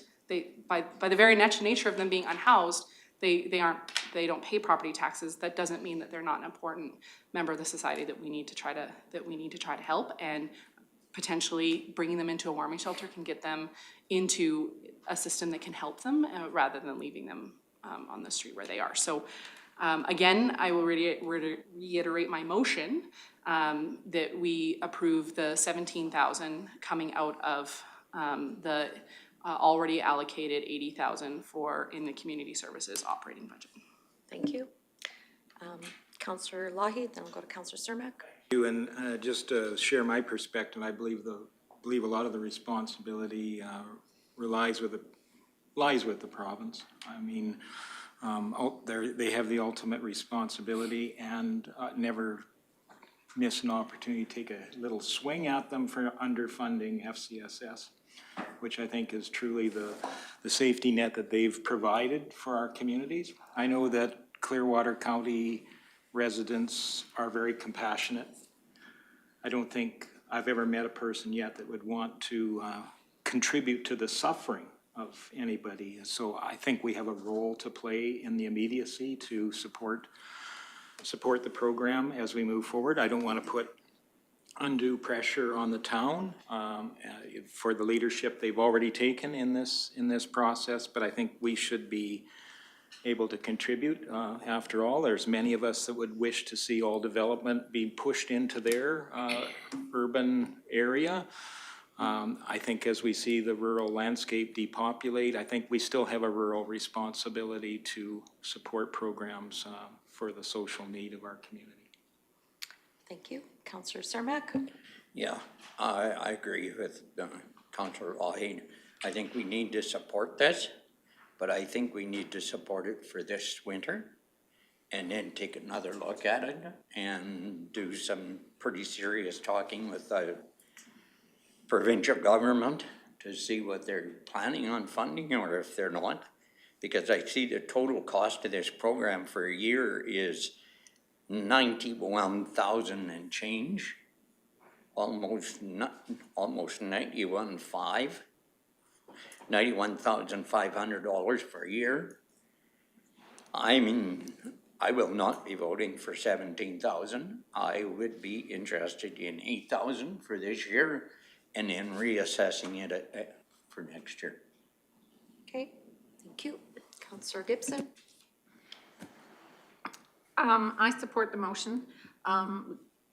The only caveat I have on that is the minute we pick up this, you know what's gonna happen. The government is gonna say, oh, well, they're doing it. So it's gonna be off the board right there. And that's the unfortunate part, but yes, it's definitely needed. I would hate to find someone frozen somewhere, but we have to find a different way of doing it. Like there's no low-income housing in the town. There's very little availability in the rural areas as well for low-income people. And so, yes, so I support the motion, but I know what the end result will be. Thank you. Councillor Northcott? I guess just, is there any data for other municipalities or other municipalities that have implemented warming shelters or infrastructure of this sort? What have those impacts been on those communities? Is there any of that data available? Director Martinson? Warming shelters are pretty common in mini-sized communities. Of course, they're much more common in larger communities. I'm not aware of any specific data specifically about warming shelters that I'm really able to comment on. There is, information from time to time that I think FCSS discusses about the impacts of the vulnerable sector on the community, but nothing specific to warming shelters that I'm aware of. This community has supported warming shelters in the past, and most recent example was the warming shelter at the Tamarack that was opened up kind of an emergent basis last winter, and I think specifically towards the very cold weather we had around Christmas last year. There's been other situations where the food bank has filled the gap in the past. This is probably the most formal and organized program or project that I'm aware of, and a little bit of that is because we know, as in the past when we've been in the middle of these cold snaps and see the repercussions, the group provided a scenario where there was frostbite and the cost of that to the hospital, losing a few fingers and things. And so I think that's where the groups that brought this to us are really trying to get ahead of it rather than react to it. Okay, follow up, and then Yeah. we're gonna, No, this is a, I think, very important topic, so thank you very much for the time. For shuttle service, like there are other, for efficiencies and stuff like that, there are already existing organizations that are in place to provide maybe even more than just warming shelters, but they could provide food and, overnight stays and stuff like that as well. But for the $90,000, or I suspect that amount would only grow in the future, but to offer a shuttle service at from a temperature range of so cold, has that been ever, is there an opportunity to have shuttle service from this region to an existing warming shelter or something like that? That actually, Councillor Bellhalf had mentioned some of the names, I can't remember them, but. It's very common for larger cities to use their transit resources and their transportation resources as a tool during these warming times. Trucking or transporting our vulnerable folks out to another community is risky. In a lot of senses that, becomes a tit for tat. They just ship them right back, and that's really not, I think, a recommendation that we would want to make, because there's really no benefit in doing that.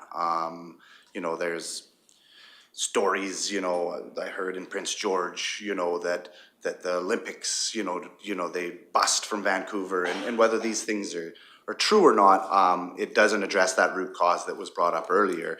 It just sort of shell games these vulnerable people in scenarios that, just further perpetuate that cycle. And so, a good wraparound type scenario where the services that they need, whether that's a resume, whether that's treatment, whether that's, dental care because they're self-medicating, whatever the identified concern is that's providing us the reason why we're underhoused or in a situation that we don't have shelter.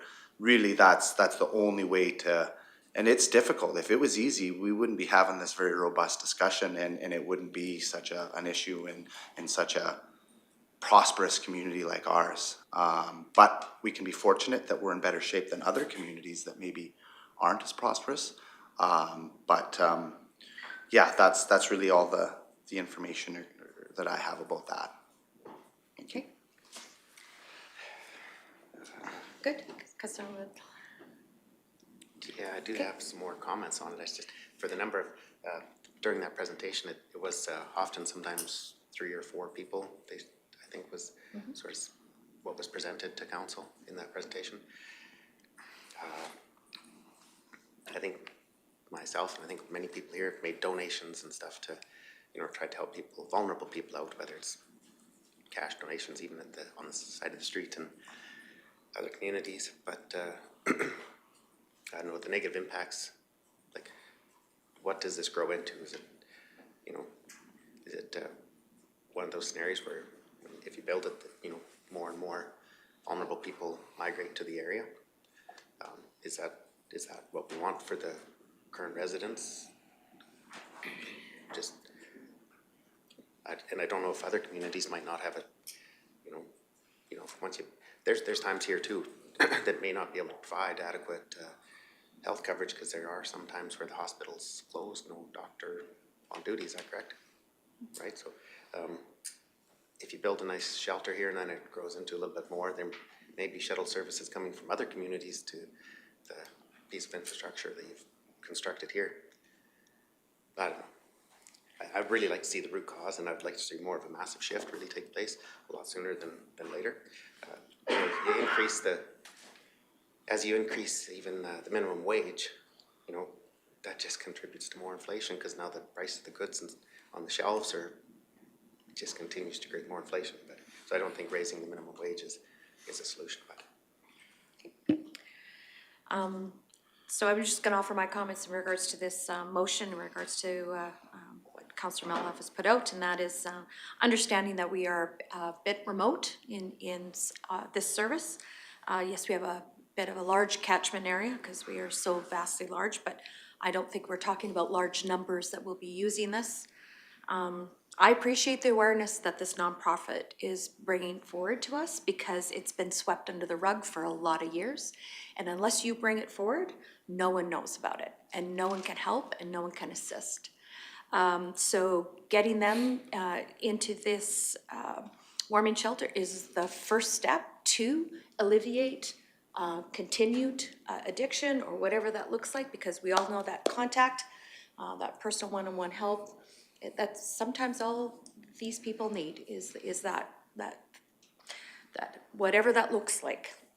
So I will be supporting the motion, understanding that the $17,000 will help them next year, but I would also encourage the discussion through Director Martinson to the group that finding some better data, finding some better numbers. We don't, as I agree, this is not a Band-Aid, but maybe finding that handhold through FCSS and the advocacy is great, but at the same token, there is a dismantling that's happening that is not rebuilding itself quick enough. And we realize that as a municipality, we count every penny, but at the provincial and the federal level, they don't count every penny. They just look in big dollars and we have no idea where those monies are being distributed, not like at a municipal level. So we can critique all we want at this level, and our residents can at this level, but we don't hold the same accountability to the feds and to the province. So that's my critique on there for dropping the ball on this particular item. So, Councillor Lougheed. And thank you for that. I agree with much of what you said. I think the problem is very, very complex, and all of society needs to have some ownership of that. We often look to the province to take leadership in those roles that they've committed. That's their responsibility. So I again implore them and will advocate tirelessly to have them rebalance their transfers to match those kinds of things. But in the meantime, we are a prosperous and a prosperous community, a compassionate community. I think we need to contribute to this social, a solution to this problem. Although many of these people are not coming directly to rural Clearwater County, they are coming to our larger community. So I think we have a responsibility to support it. I do have some questions around the appropriateness of choosing an allocation that is intended for seniors housing. I do believe that it would be best served by a contingency item where that's not just drawing from one group or the services that would go to one group, but to us all. I think we all have a responsibility, and I think that's better reflected in coming from our overall contingency than it would from something directly related to seniors housing. So could I maybe paraphrase in regards Sure, that it's please. better for transparency for the auditor, for accountability through the budget that gets presented, that this item is in contingency for the, would that be what you're? I mean, ultimately, I don't know if that should require an amendment or. Okay. I'll make the motion to amend that we source the funding through contingency. Okay. So the discussion now on the floor is the motion to amend the motion. It's the motion to amend the motion from seniors, how did we phrase that? It's from the seniors housing set for the senior operating housing budget. operating budget to contingency. So I'll entertain discussion on that motion. Go ahead, Councillor Ratcliffe. Thank you, Reeve. I would support that motion. I also wanted to point out that food and housing is not part of the FCSS mandate. So that funding has to come from something else. Okay.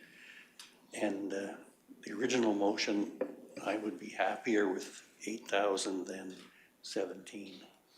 Okay. So we are voting on the motion to amend the first motion just to move the funding source from senior housing to contingency. That's what we're voting on at this point in time, and then if you would like to amend that, depending on where we go with this, and you can make another amendment. Go ahead, Councillor Meloff. Thank you, Reeve. I would just like to defend my choice for the 80,000. We do not have a project currently for seniors housing.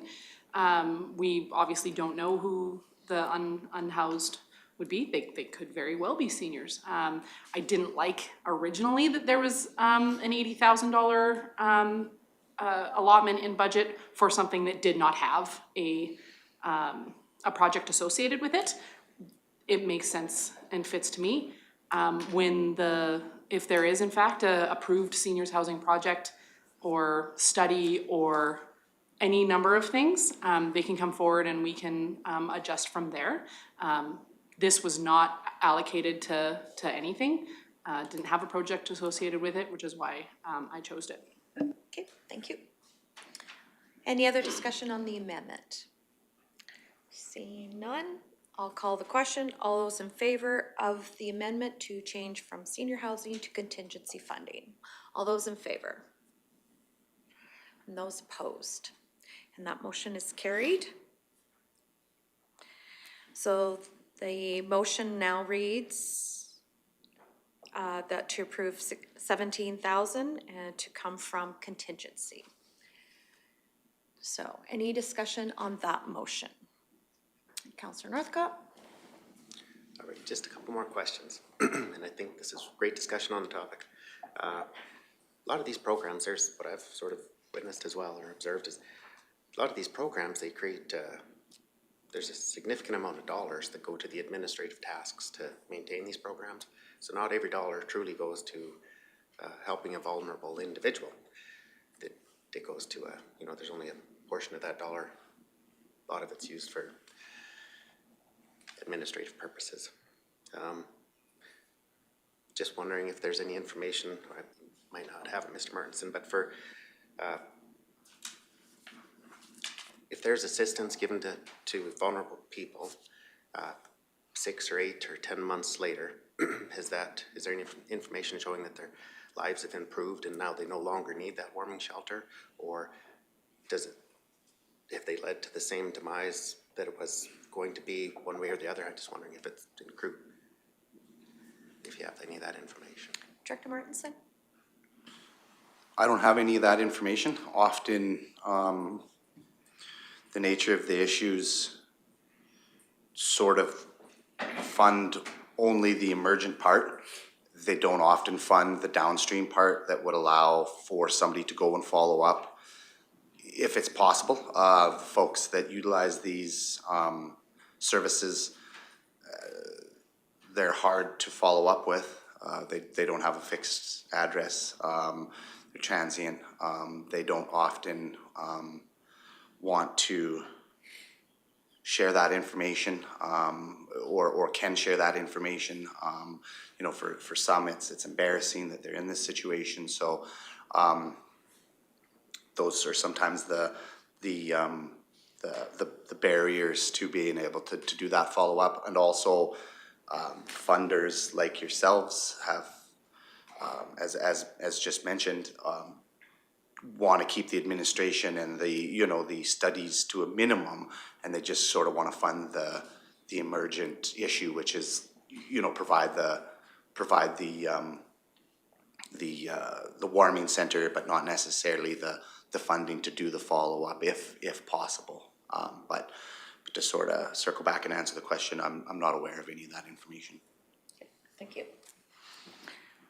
Okay, so motion on the floor. Go ahead, Councillor Cermak. I'm certainly in favor of a motion. I will not be supporting the 17,000. I would support 8,000 because that would give it that it would be performed this winter, and all the vulnerable people would have a warming place for this winter, and then everybody would come back to the table to talk again, and maybe we could have the province there at that meeting also. If we fund it for another 2 years, that means it's 2 years out before everybody's gonna want to sit down and talk. If we force them after a year, then I think we might get some headway.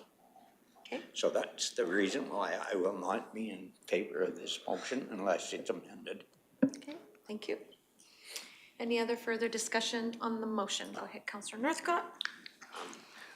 I'd be more in favor of supporting something along the lines of a shuttle service or something of that sort rather than funding this program because I don't know where it'll end in the future.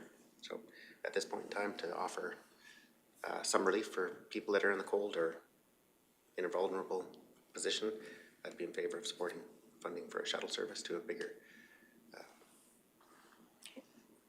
organization rather than constructing something here. Okay. Any other further comments? Councillor Milhoff? Thank you, Reeve. I obviously made the motion, so I'm in support of the 17. I also think that it's important that we don't tie the hands of the volunteers and the organizations doing this. We have no way of knowing how long winter goes, and I would much rather have them have more support than having to come forward and meet with us again and the administrative cost of doing that. And I recognize that this gets them over the hump and to start into next year. That doesn't mean we can't be doing the advocacy. In fact, I have a follow-up motion already written in order to help with that process, because I agree we need to do that. As far as shuttling people to another community, I struggle because there's some people that won't leave this community because this is where their family support may be, or their community support is, or they just want to be in this community, and then shipping them off to another community may not be the answer either. It may be in some instances the answer, absolutely, but I think we need more information to determine that, because I don't want us to miss some people just because we want to shuttle the burden off into another community. In some ways, we're already doing that by supporting the town of Rocky Mountain House rather than putting one in Clearwater County. In some ways, we're already suggesting that our population go to another community, because the town of Rocky Mountain House isn't our municipality either. So we're already suggesting that the vulnerable within Clearwater County be shipped off to another municipality. So in some ways, we're already doing that. So I struggle, because I think if this is where the help is needed, it's probably significantly cheaper to help them where they are instead of trying to get them into another community. But just some ideas. Sure, thank you. Okay, so the motion is on the floor. This is in regards to the motion too. Okay, Councillor Northcott? No, a lot of those are good comments. But the warming shelter, that piece of infrastructure is currently not in the municipality of Rocky Mountain House, is it? Yes, it is. Yes, it is. Yeah. So Perhaps Director Martinson can give you an idea about where they're at, or not, please. So for this year, their plan is to utilize the facilities that the food bank has already has and exists in the sort of downtown portion of the town of Rocky Mountain House. It will be sort of repurposed area that they already utilize, and the volunteers and core staff of the organizations that are providing the service will operate in collaboration out of that facility. okay, so it's a repurpose of a structure to use it as a warming shelter, but there's no 100% dedicated piece of infrastructure that would be allocated for just a warming shelter. That is correct. Yeah, the warming shelter will stand down once temperatures come this spring are, I don't know the exact, whether it's May, we can still possibly get minus 20s in April. So, sometime in May, they would likely stand down the facility, and they would then repurpose the areas back to continue to facilitate core food bank operations. Thank you. Councillor Lougheed?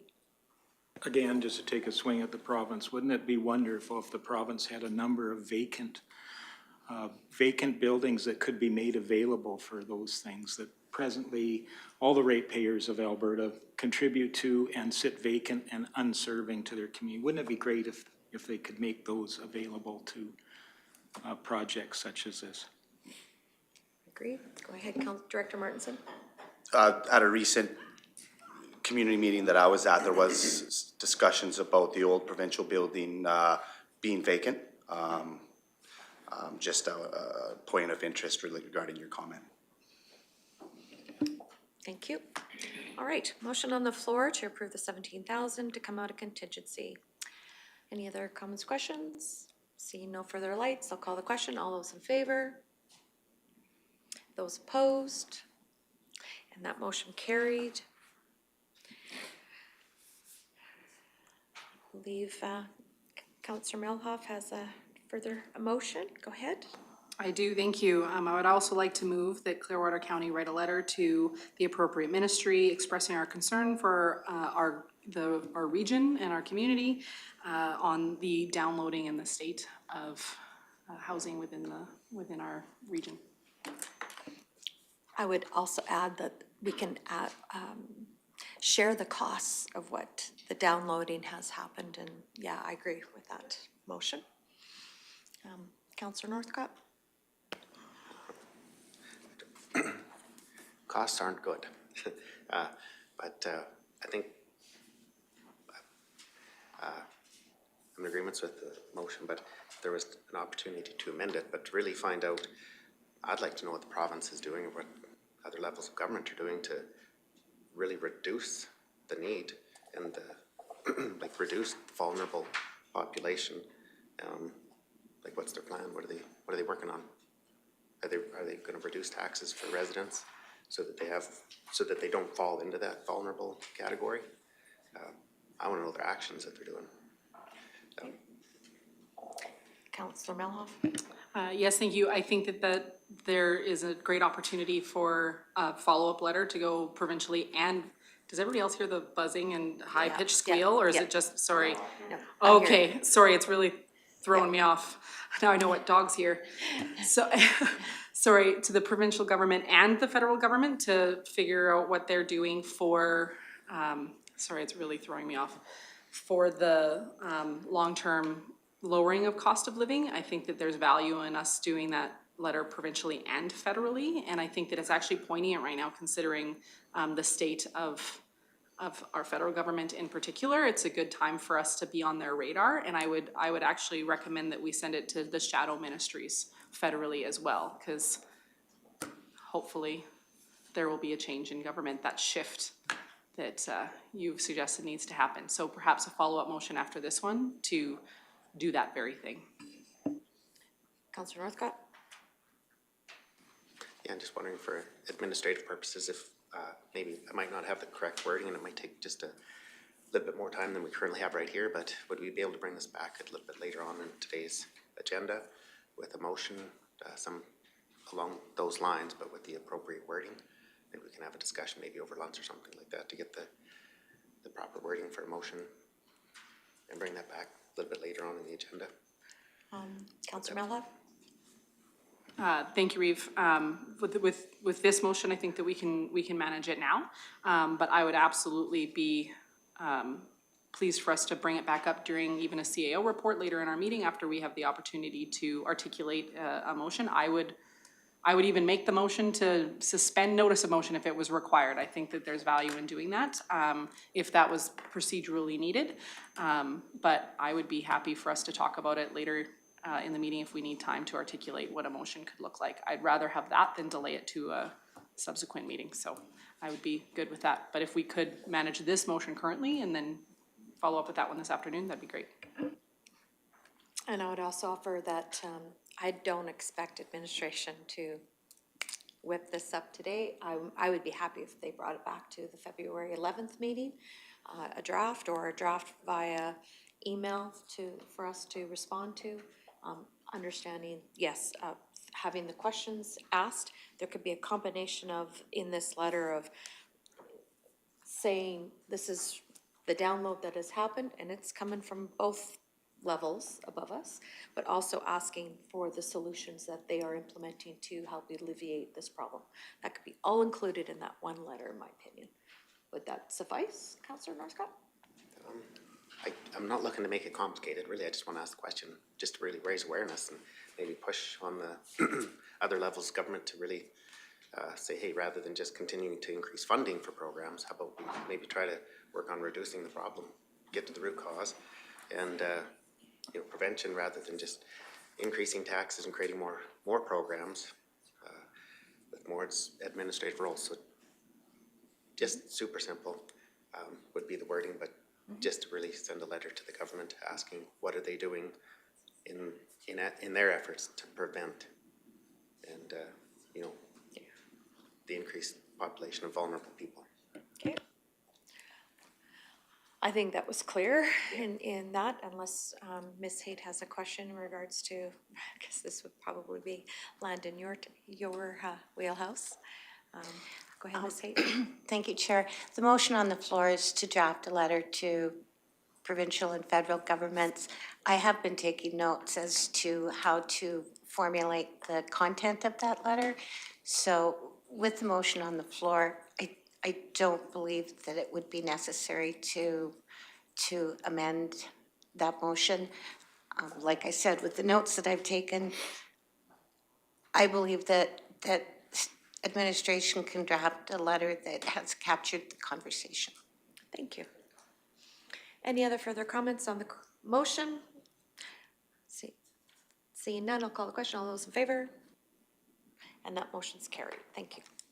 Thank you, Director Martinson. Now moving on to the next item, which is 6.2, 6.21 specifically, is the budget adjustment for the 2025 Parks and Rec. And I'm right back at you, or Ms. Serhan. Thank you. The background on this item is that the outhouse that was noted in the narrative of the budget and also in the verbal report by Director Martinson for the Parks and Rec budget presentation for Shunda Creek Campground was somehow removed from the budget for the final approval. As a reminder about the project, Upper Shunda Campground north of Nordegg is continuing to become a popular camping site for all travelers worldwide, and replacement of the last outhouse within the campground is a priority for 2025. It will be the last of 3 to replace, allowing long-term facility use for campers. As the current outdated outhouse poses a safety risk, the roof being damaged and the wood is rotting, this replacement would be a final outhouse replacement within the campground and would last for years to come. The original outhouse has been there since the campground's inception. And the recommendation is that council increases the operating expense budget in Parks and Rec by $35,000 and decrease contingency by $35,000. The reason it's in the operating budget is because facilities have a threshold of $50,000 to be capitalized. And that was part of the, I think, confusion was it was initially in the capital budget and then was moved into the operating budget, and somehow in the transition it, I don't know what happened, but it didn't make it into the final copy that was approved. Thank you, and thank you for the explanation. That was one of my questions I written down here to ask specifically in regards to operating versus capital, but no, appreciate that. Councilor Ratcliffe. Thank you, Reeve. What revenues does the municipality receive from this campground? Director Martinson. We receive all the revenues collected by the contractor that runs it, less their fee. So it's a fully county-owned campground. We have a contract arrangement to operate it, and so part of the contract arrangement is some of the user fees go to the campground operator, but the majority comes back to us as it is fully our campground. Okay, so we don't know what the annual revenues are typically. I don't have that in front of me at this time, but I can follow up or have someone follow up with that information. It's an unfair question. Okay, last question. What does a $35,000 outhouse look like? This would be very comparable to the outhouses we've been developing, the Leslieville Recreation Area, the Burnstick Lake Day Use Area, the Withrow Park as recently.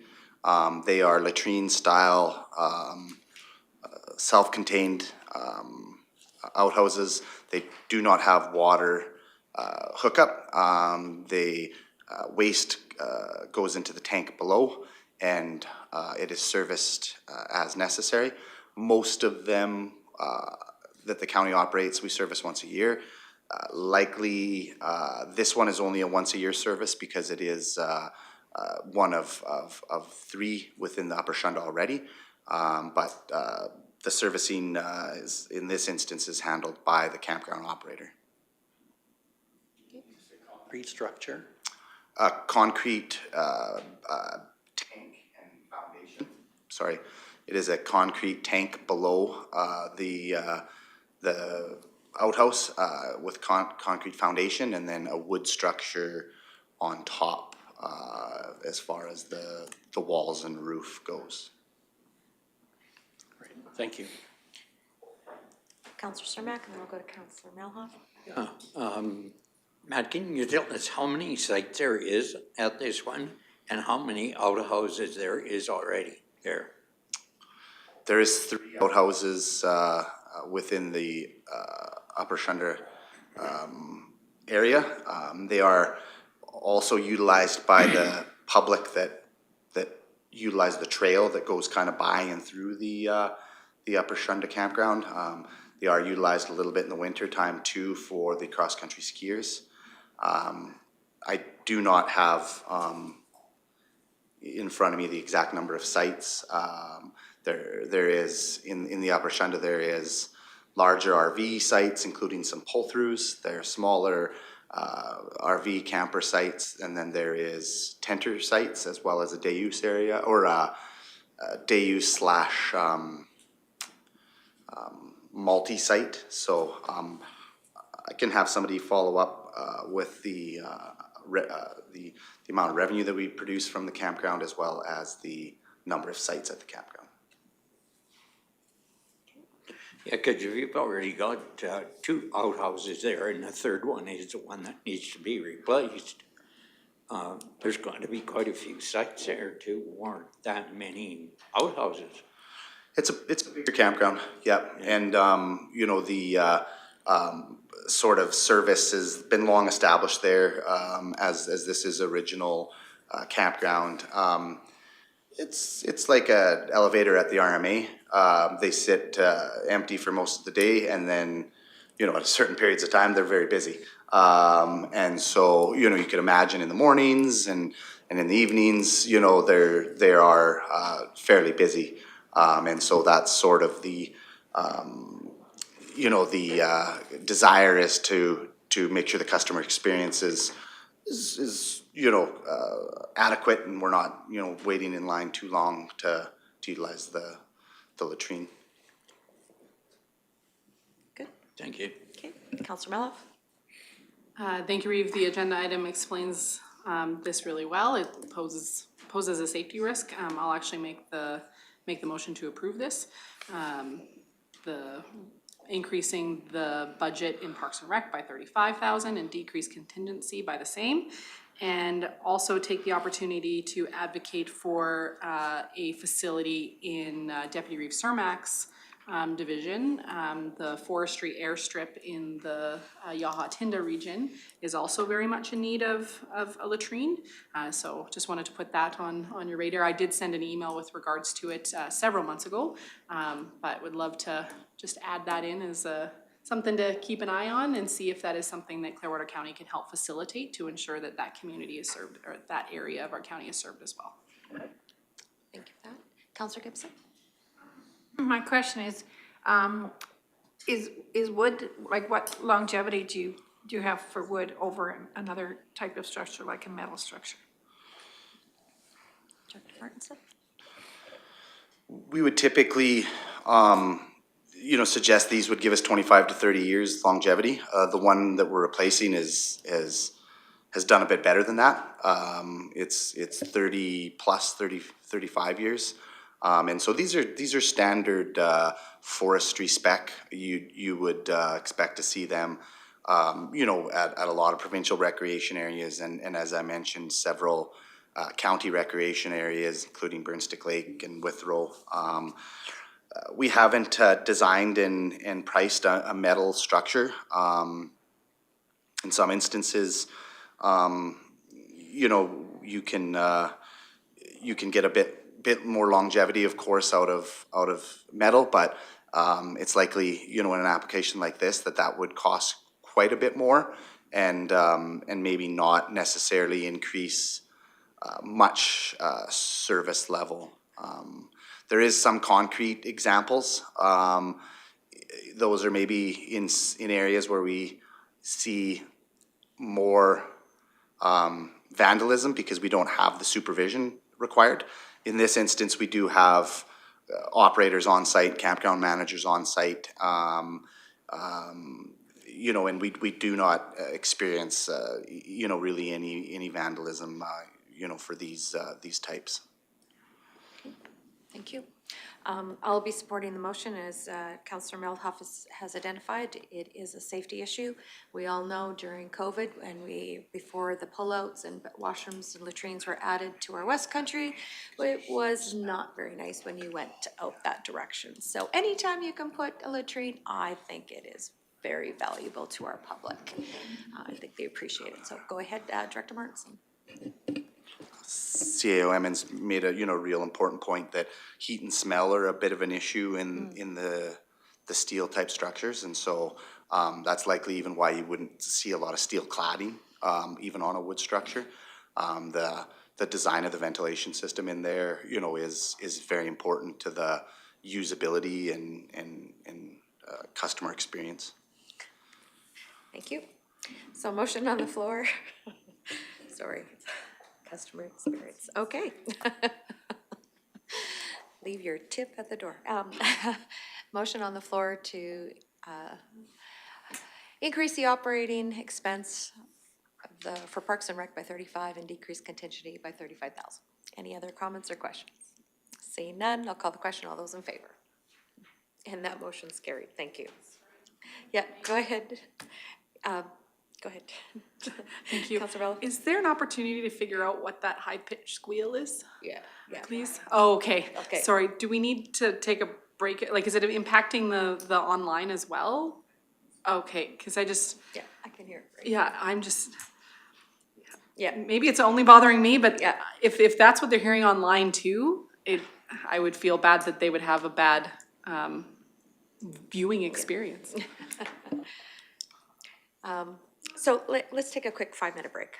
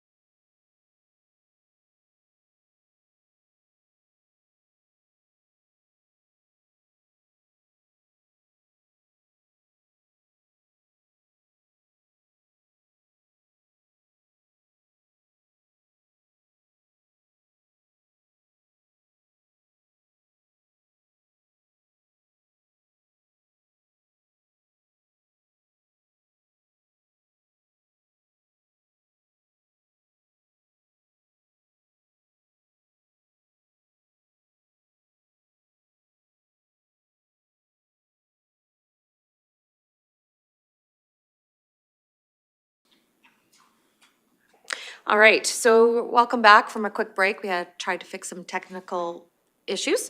And so we're now at 6.2.2, which is the addition of the Caroline Library Board as an onto the Clearwater County's insurance company, or insurance policy, and I'll turn it over, I believe, to Ms. Serhan. Yes, hello again. So, the term policy is gonna come up a lot in this agenda item because there's the insurance policy and the policy for, like the overarching policy that guides, Clearwater County's, processes. So, just to be aware that when you hear the word policy, it could mean the insurance policy. I tried to be clear in the agenda item, but it is a little bit confusing. So with amalgamation, Clearwater County has inherited the Caroline Library Board, and they were insured through Caroline's insurance policy as an additional named insured. In the current process, to be eligible as an ANI, council must approve the organization and their purpose as being a benefit to the community. The attached policy is the guidelines for adding an additional named insured, and although library boards are not on the list, if council agrees, the policy can be amended to include library boards. This is technically the first library board in the county, as Nordegg operates under the regional library board currently. Okay. So I believe it's self-explanatory unless anyone has any questions or comments. Go ahead, Councillor Gibson. I have a question. Nordegg right now operates under the Regional Library Board, but is Parkland not giving it back to Clearwater County? I'll let Director Martinson talk about that process. Okay, Sorry, I just missed the first part of that question. Nordegg's right now operated through Parkland. But they are turning it over to Clearwater County as of when, and so should they not be under the same insurance policy? So, the municipality cannot have more than one library board, and as you've pointed out, Nordegg was utilizing Parkland Regional as their library board.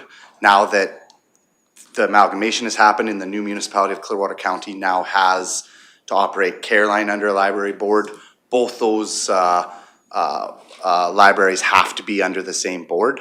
We already insure Nordegg through our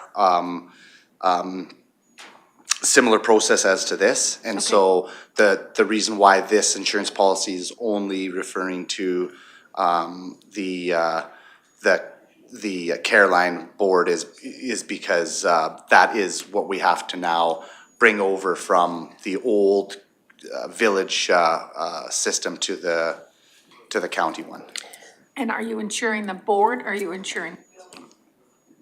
I'll speak to that. Yes, go ahead, Mr. So, so currently the Nordegg Library is run through the Community Association, and their overarching board is the Parkland Regional Board. So they have their own liability insurance, and this is liability insurance for the board. That being said, once they're added as an additional named insured, they could add contents or as a cost recovery for additional property insurance. Currently, the library is on the list of facilities that is being moved to Clearwater County's property insurance. So it will already be insured because it's a municipal building. Just because we've never had to have liability insurance for a library board before. That's why we just have to amend the procedure to add the library boards as an,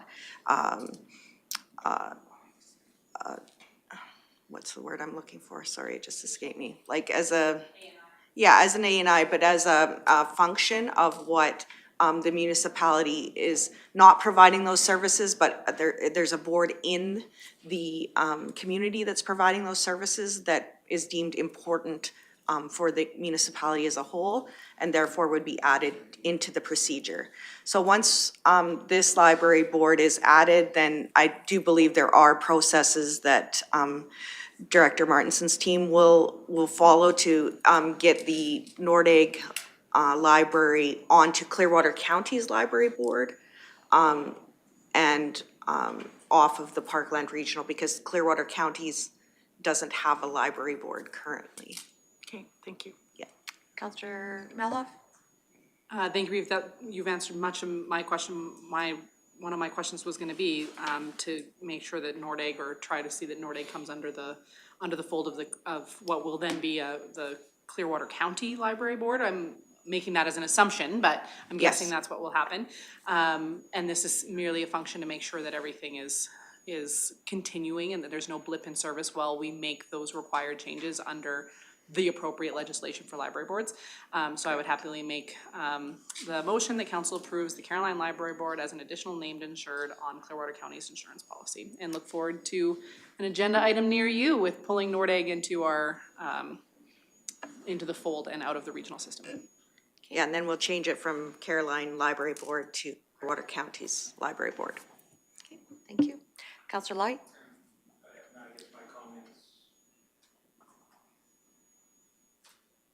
We'll wait. My comment was, I look forward to that because I know there's some special considerations around the Nordegg being its contiguous operation for all that time and being part of the original charter of libraries, though may look at all the options available to us at that point of time as well. And I would also reiterate too that the opportunity to commemorate them as being a long-set standalone library up until this point is commendable, and we should be, making sure that we identify that as such with a plaque or something at that point in time. Any other questions in regards to the motion? Seeing none, I'll call the question. All those in favor? And that motion's carried. Thank you. Now moving on to the Office of the CAO, item 6.3.1, which is Councillor Ratcliffe sponsored motion for Economic Development Summit and Joint Council Economic Development Meetings. So, yeah, go ahead. Yeah, Councillor They're Miller. actually able to hear it online now as well. So I don't know if it's something that we want to try to fix to make sure that it's not an issue with our online viewers, because they can now hear it online as well. They're hearing that high-pitched squeal on the YouTube video now as well. Okay. So, should we? I don't know if you want to continue, but Okay. it's impeding people's ability to listen, those that want to hear. Okay, so we'll break for lunch. Okay, so we'll break. We'll take a, no, that's okay. That's good to know. So we'll break and, I don't know, 12:30, 12:40? Like, I just want to allow the opportunity. Okay, so let's go till, 12, we'll try 12:30. Oh, go ahead, Councillor Melhoff. So thank you. Do we need to actually reset it all and maybe restart? Like, I want to make sure that if we are having to reset the YouTube entirely, that we let any viewers know that that will be coming back. Like, I don't know how it all works, but it should be fine. Okay, I just wanted to make sure that we covered all of our bases if we had to. For sure. Okay, we'll take a break till 12:30.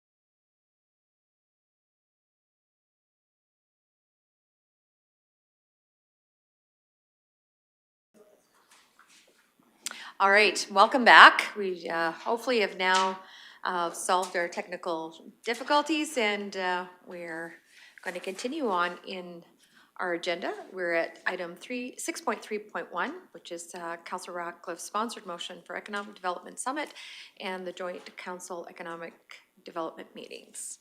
So with that, I'm not sure if this is where Councillor Ratcliffe takes the lead, or if Ms. Haight will take the, okay, we'll go to Ms. Haight then, please.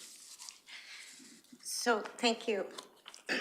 On January 14th, Councillor Ratcliffe gave notice of motion that council directs administration to enter into discussion with Town of Rocky Mountain House Administration and potentially with Chamber of Commerce to arrange a regional economic summit or opportunity summit with local stakeholders in the first quarter of 2025, and that administration arranges dates for regular joint economic development meetings with town council.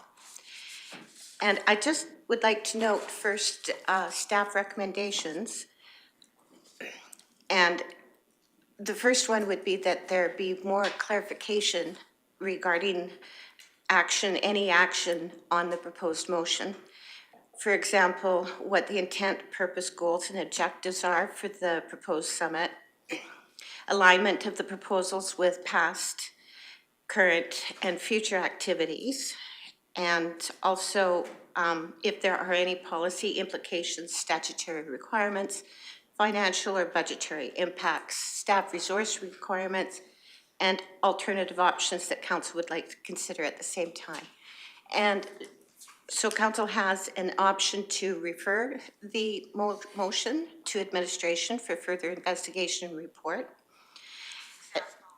Administration would also like to note, excuse me,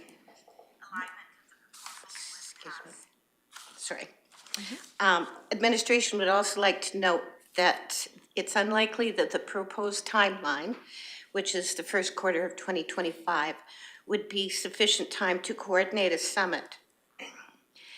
And alternatively, council may wish to consider having the Rocky Clearwater ICC discuss these proposals, or at the proposed meeting with both councils mentioned in the CAO report. So I'll turn it over to Councillor Ratcliffe to provide any background information. Okay, thank you. Councillor Ratcliffe. Thank you, Reeve.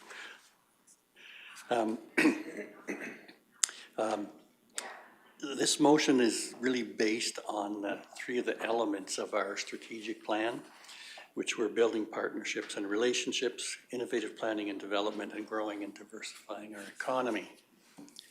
And the intent was to develop a regional vision and action plan. But I see that in one of our later items on the agenda that the town has already taken this step. So I think the best thing for me to do at this point is withdraw the motion. Okay. Thank you. Is there any other questions of council or comments in that regard? I will say thank you for your bringing this to our attention. We understand that with the partnership that we do have with the town, that it is a priority for them as well. And as indicated, like as mentioned through the CEO report, the town is initiating this as well. But thank you, Councillor Ratcliffe, for also sharing with us that it is important for a strategic plan identified goals. So that's good. Councillor Melhoff. Thank you, Eve. I just wanted to confirm that you believe that the initiative that the town is undertaking is going to give you the outcome that you were hoping for, because if not, then perhaps there is value in continuing forward with your motion. But I just wanted to make sure that they align enough. Okay. Yes, I did have discussions with some members of town council, even in putting that motion together. And I think this is a result of action on their side to get something going. So that would probably happen sooner. And the outcome should be the wishes of the best intentions of both councils. Okay, thank you. Thank you for the question. So with that, Councillor Ratcliffe has withdrawn his notice of motion. And do we need to, for anything further on this? No? Okay. Thank you. So moving on then to the section in regards to reports. The first report is the CEO report, and I'll turn it over to CEO Emmons, please.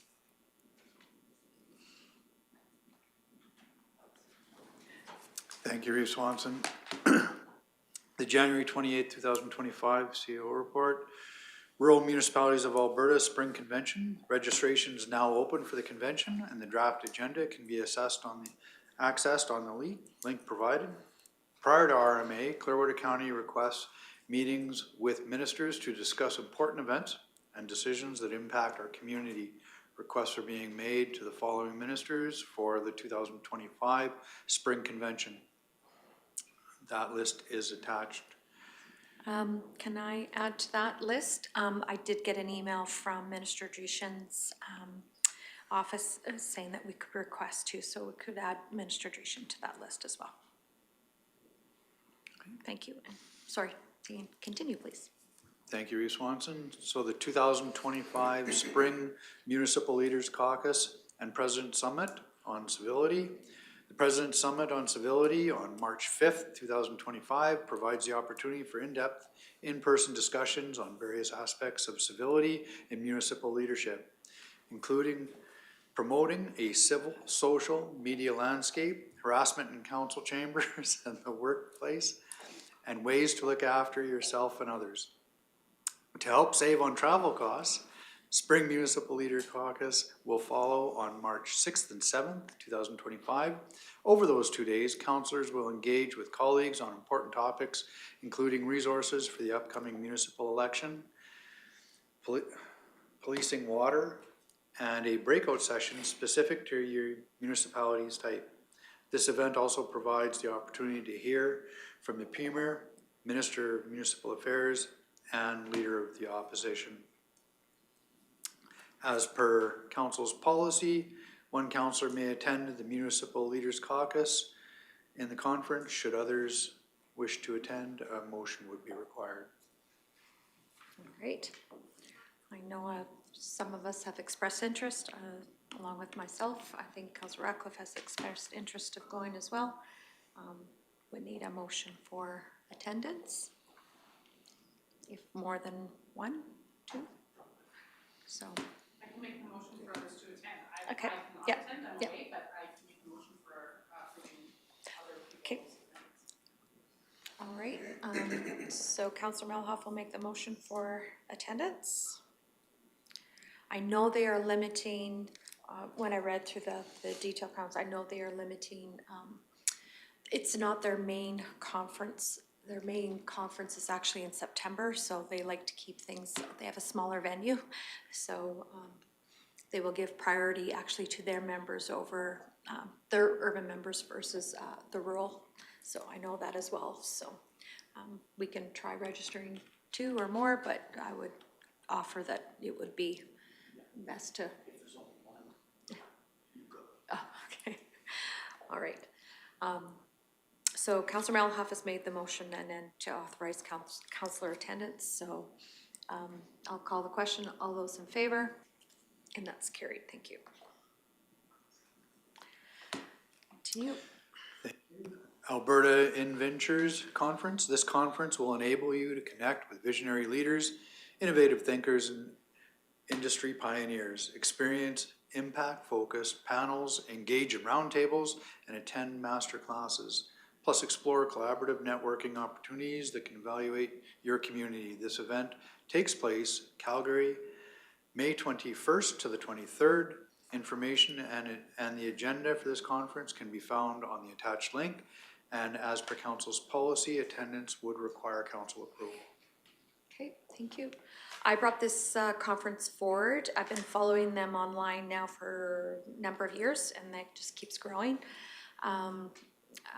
I would like to attend this year. I would like maybe an opportunity for maybe one of the IT staffer to be able to attend as well. I think it would be very forward-thinking in that response to help to promote our broadband infrastructure at this particular stuff, but I mean, it would take a conversation on the side. So, I would dearly like to attend in person versus, watching online this year, so. Councillor Ratcliffe? Thank you, Reeve. I would be very interested in this too, even more so than the previous one. And so I would make the motion allowing council's attendance at the Alberta Adventures Conference. Okay. Any other questions or comments? Councillor Melhoff? Thank you, Reeve. The agenda looks very interesting, like it would be very valuable. The 4-H show and sale is in the middle of that, so I won't be attending, but I'll definitely be supporting our teammates attending. You need them to switch a little bit more, right? All right, so motion on the floor for Councillor Temps. All those in favor? And that's carried, thank you. Last two. The Rocky Clearwater Intermunicipal Collaboration Committee, the respective administrations are working together to plan for the next Rocky Clearwater ICC meeting. The date will be at the end of February, beginning of March. Currently, the agenda items include discussions around the Stronger Together Agreement and the FCSS mandate. And the final item, Rocky Mountain House and Clearwater County Council meeting. The Town of Rocky Mountain House's Town Council has invited Clearwater County Council to meet, discuss, and plan for a regional vision. Administrations will work on potential dates to bring forward to councils with council's direction. Okay. Anything further? Go ahead, Councillor Ratcliffe. Do we need a motion on this Do we need a motion on? to accept the invitation? Go ahead, Ms. Haight. If council so wishes. Okay, Councillor Ratcliffe. I would make the motion that County Council accept the invitation from the town to discuss and plan for a regional vision at the earliest possible date. Okay, Councillor Lahi. Somewhat curious about the formatting of this. We haven't actually held a joint council meeting. We have held strategic planning or regional visioning to accommodate some of the same, I believe, goals as this. I just interested in the format and how that works. Or doesn't. Go ahead, C. Elements. So the Municipal Government Act doesn't recognize a joint council meeting. In essence, it's two individual council meetings at the same time. And it has to be conducted as such.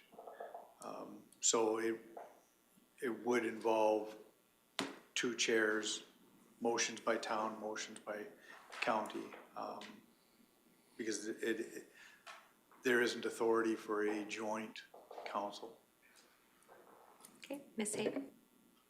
And to add to that, with that consideration of joint council meetings being more formal, I believe that this meeting is probably maybe more classified as a workshop, a very informal discussion. The ICC has been tasked previously to work on regional vision statement, mission statement, and also a goals and action plan, which has been accomplished and which has been reviewed by both councils. And so now this is just another step in that direction to move forward, to brainstorm some further details on what to accomplish, I guess, according to that regional vision plan. So just a very informal workshop discussion format. If there is anything, any action that is coming out of this, it will then be presented to the individual council meetings. Okay, thank you. Councillor Ratcliffe? Okay, thank you. Just for clarification, then, this really is a workshop. The intent of it really is a workshop.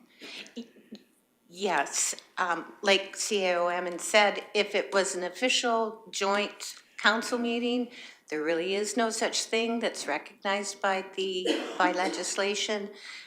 So, And we would have to create a special council meeting then for this. Yeah, right. a workshop Yeah. makes more sense. It's, yeah, exactly. Okay. So the motion still stands to accept the, as Councillor Ratcliffe has identified, to accept the invitation. Okay. And do you have anything further to add, Ms. Hay? I do, but Okay. regarding the first item on the report. Okay, all right. So we'll just deal with this motion first at hand.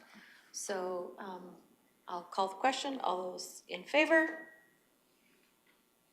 That motion's carried, thank you. And then go ahead and. Thank you.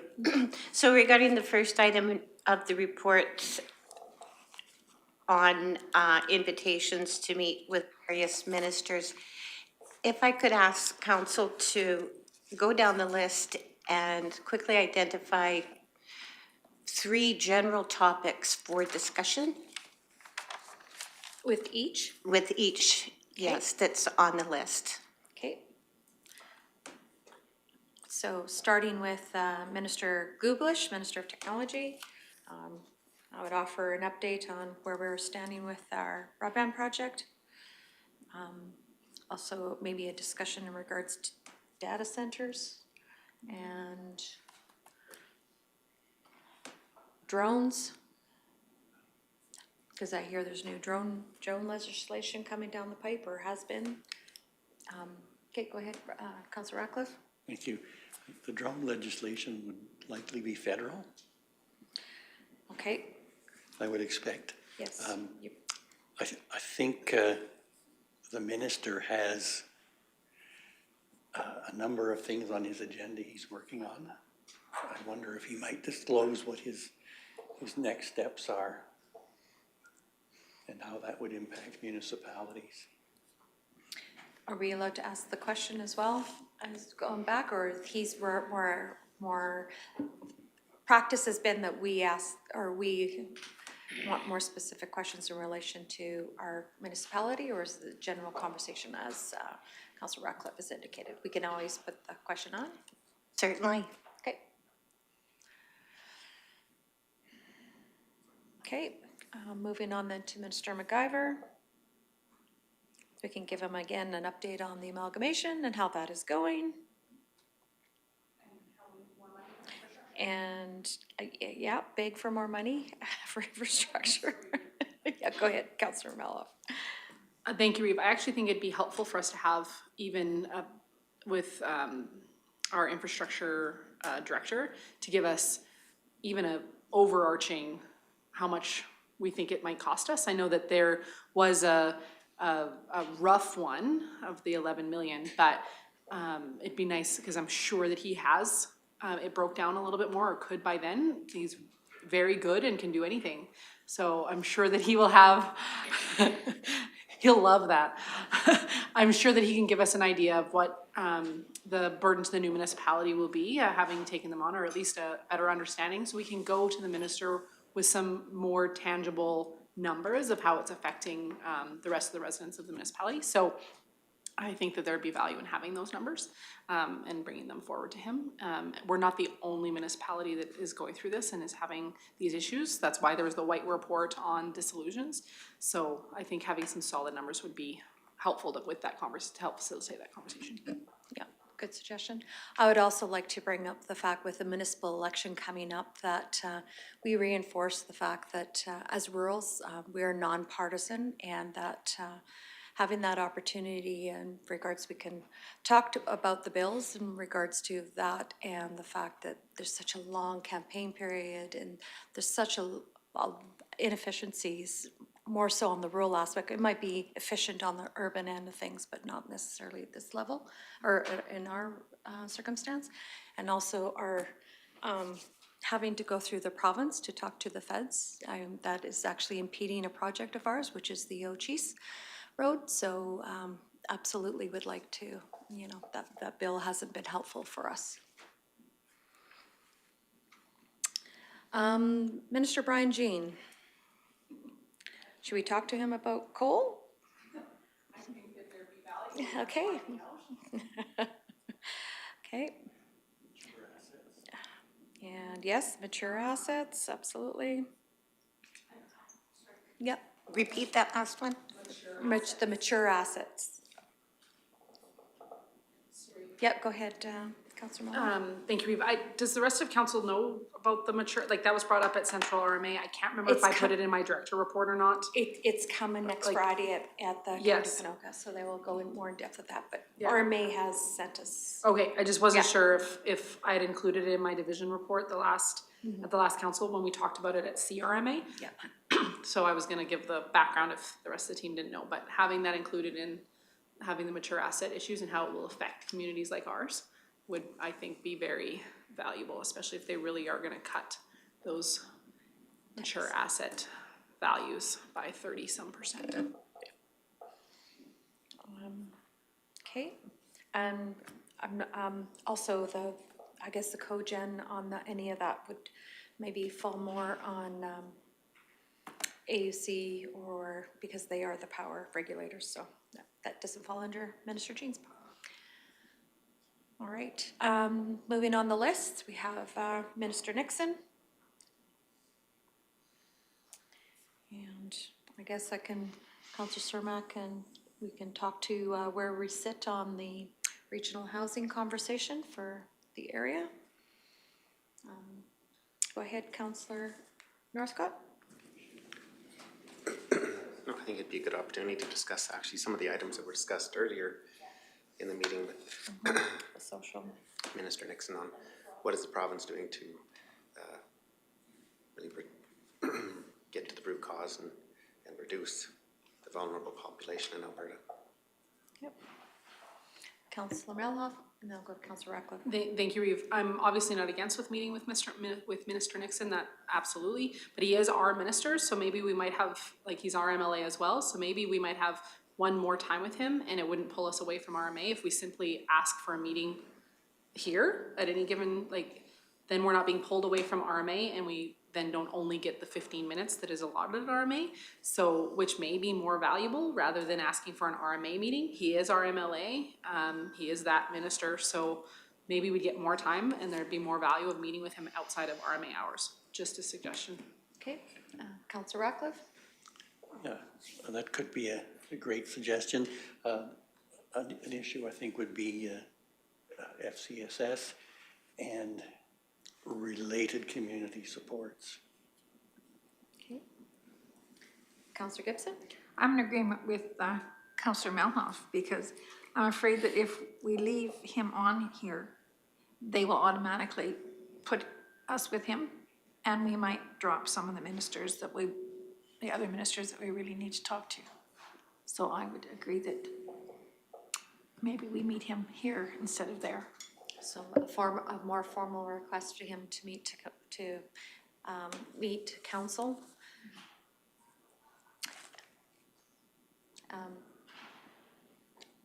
The balance of council is okay with that just looking for head nods if you feel that we need to see him at Army or see him come to a council meeting and have that discussion here or at he's a busy man, and so he may not be able to make a council meeting, but we don't want to give up the opportunity for him to talk to council, so whatever that might look like. Go ahead, Councillor Lyon. Thank you. I guess I don't have a complete understanding with the list of 6 ministers. Are we given the opportunity to meet with each of those, or are we just putting a balloon up and hoping we get one or two or more of these? Is that more what, okay. Yes, that's correct. Administration will send out an email requesting a meeting. Historically, the requests have been either denied or they suggest that arrangements be made to meet the ministers at the legislative building. Okay, thank you. So what I heard then was we'll take Minister Nixon off this list and do a letter directly. Okay. Moving on then to Minister Scow, Minister of Tourism and Sport. Again, that's to me anything to do with out west, and talk to about the Nordic development nodes and where the tourism strategy is going for the development tourism zones. Councillor Melhoff. Thank you, Reeve. Just because this is just a suggestion for meeting with them, and because RMA is shortened, because it's not as, it's a day shorter actually than it normally is.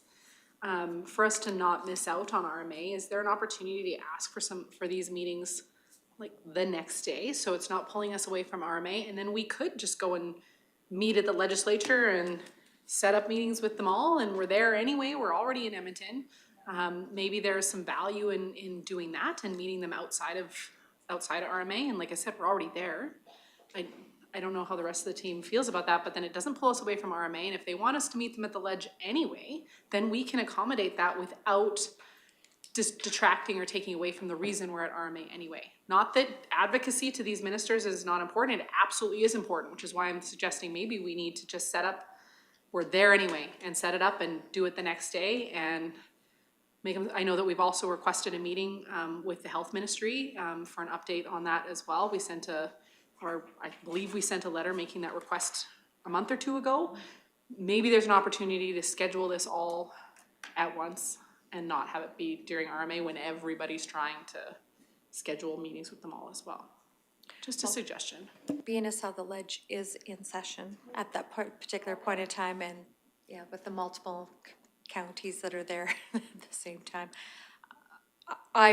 If we get one meeting, that would be a nice, but if we don't throw it at them and say, we're open to whatever, they may say this is the only opening we have, or you can offer, I guess, Tracy and Lynn to say, we're willing to meet until 4 o'clock on whatever the last day of the RMA is, 19th, and go about it that way too. There's always that opportunity. Yeah. Exactly, so they typically limited. can't meet. Yeah, so, anyway. Go ahead, Councillor Ratcliffe. Thank you, Reeve.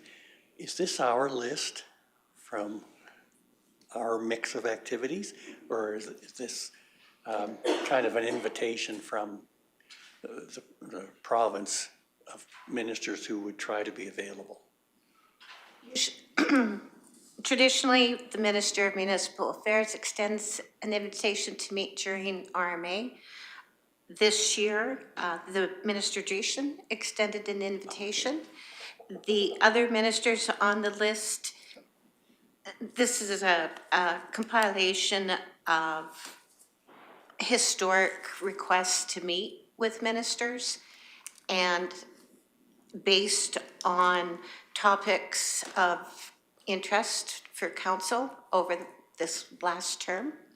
So it's, I guess to answer the question, it's partly a suggested list and and then with 2 invites from the other ministers. Thanks for clarifying that. Yeah. All right, moving down the list then, we have Minister Lowen.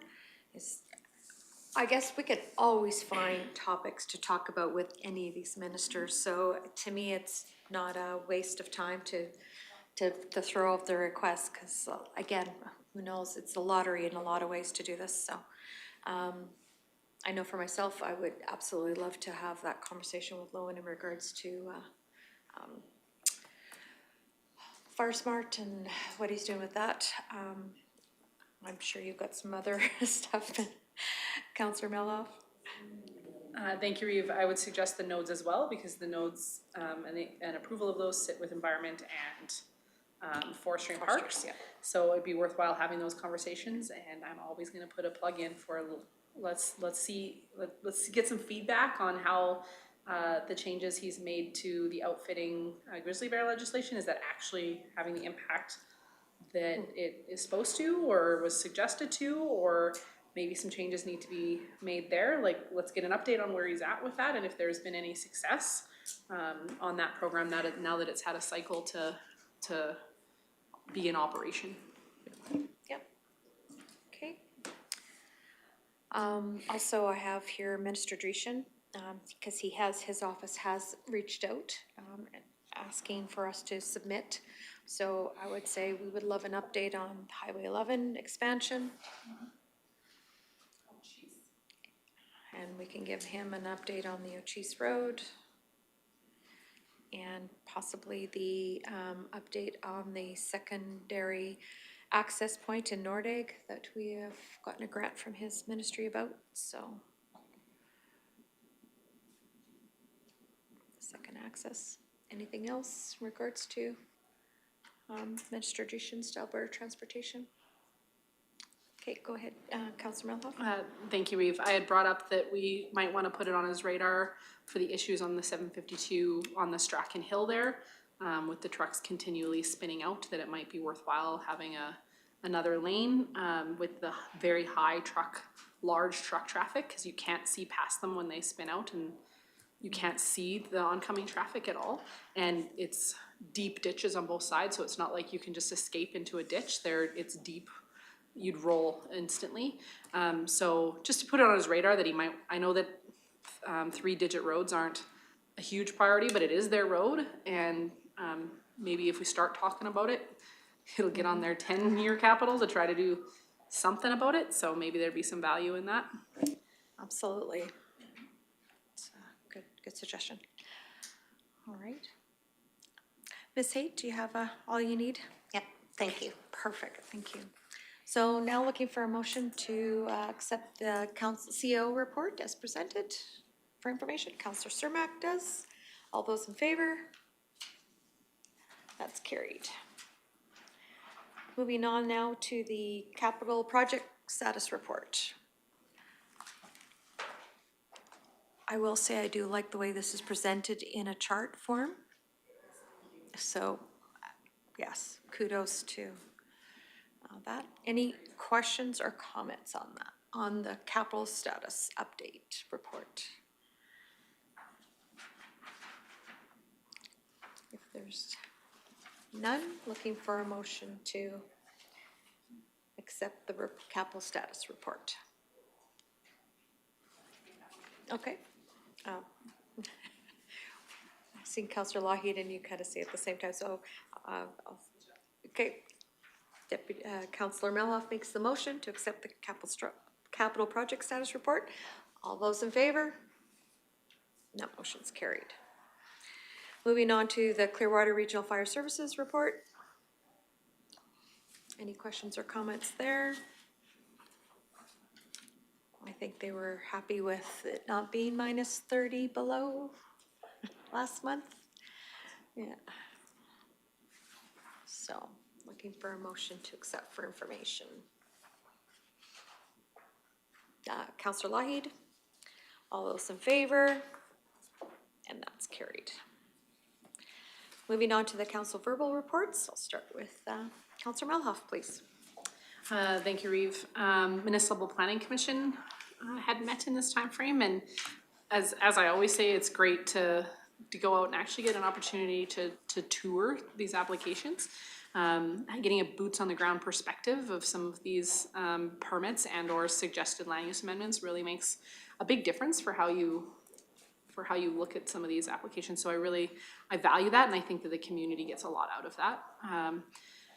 We had strat planning as well, and that's all live streamed. So if anybody's interested, they can of course go back and take a look at that. The land use bylaw and the PAT committee met jointly for the land use bylaw changes. I have to say, I have really enjoyed the work that the PAT committee has done and the perspective that they have given. The land use bylaw itself is projected to be a larger document than the original, but I mean, the original was what, 22 years old. Like, it's quite an old document. And while on the surface it may look like it's actually going to be more restrictive, it's actually not. It just needs to have more writing in order to remove restrictions, because you need to explain, when you allow for something to be done, you have to explain how you're allowing for it to be done. So then it actually is less restrictive than the previous document. I'm really looking forward to hearing what the public has to say on that when we are ready to roll that out. I believe that those dates have been pushed more into the spring, just to allow time for all the graphics to be ready. But I'm really looking forward to that particular document rollout. We had an IDP meeting yesterday, the Reeve and I, and that was really good, actually. Like, it was a really good collaboration, and you guys were just a few minutes ago talking about actual joint council meetings, and that's, I believe, what we've decided to do for the IDP changes, the minor administrative changes to that document, that it will be a joint council meeting. So I'm super excited about that. I know that the administration may not be as excited because it is a little bit of administrative burden, but I believe it really will remove red tape, having them have to approve it and us having to approve it. We just get to approve it together, and I think that will be valuable. So I look forward to that. And tomorrow, I guess, we have broadband, and then off to the first Alberta Health next phase of the restructuring meeting in Rimbey. So I'm really looking forward to advocating for our community in that way. Okay, thank you. Any questions or comments for Councillor Meloff? Okay, seeing none, go ahead, Councillor Lawyer. Great, thank you very much. First, I'd start to say I was saddened to hear of the passing of Chuck Shipley. Chuck served as councillor for Division 3 for a number of terms, as well as Deputy Reeve, and he was a true friend and mentor to me. I looked up to him, and I think his contributions and service to the community are appreciated, and he will be missed. With that, I agree with Councillor Melhoff. I see the value of MPC and helping broaden the discussion around our topics and really to get firsthand knowledge of what people are hoping to do with their properties and understand where our guidelines lead us to in those processes, and so that we can have that discussion. The PAC committee has been great in bringing additional perspectives into play, and I think as we work towards having a renewed LUB, I think we'll have that to build on, and I appreciate those efforts as well. I would say that I attended the ASB conference in Edmonton along with Councillors Northcott and our Reeve, and I found it to be a very interesting conference. As usual, I've had the opportunity to attend a number of them over the last couple of terms, and this one had a lot of different topics, ranging from sustainability and resource development, field inspections, precision ranching, drones, technology, the Water Act and wetland policy, dealing in with ag waste as well, and control of pests and rats was very eye-opening of what that program deals with, as well as feral swine and our wild boar challenges that are here. As well as, I think the second day brought into a discussion around conservation easements, agritourism, global population dynamics, which was a good takeaway from me, is, in that one, I believe, indicated that our birth rates are dropping. The population is expected to peak out at about 2050. And we have to raise 70% more food in that time. And so that has to be done somehow. The surge in technology that we experienced in the 1960s and 70s can't be duplicated again.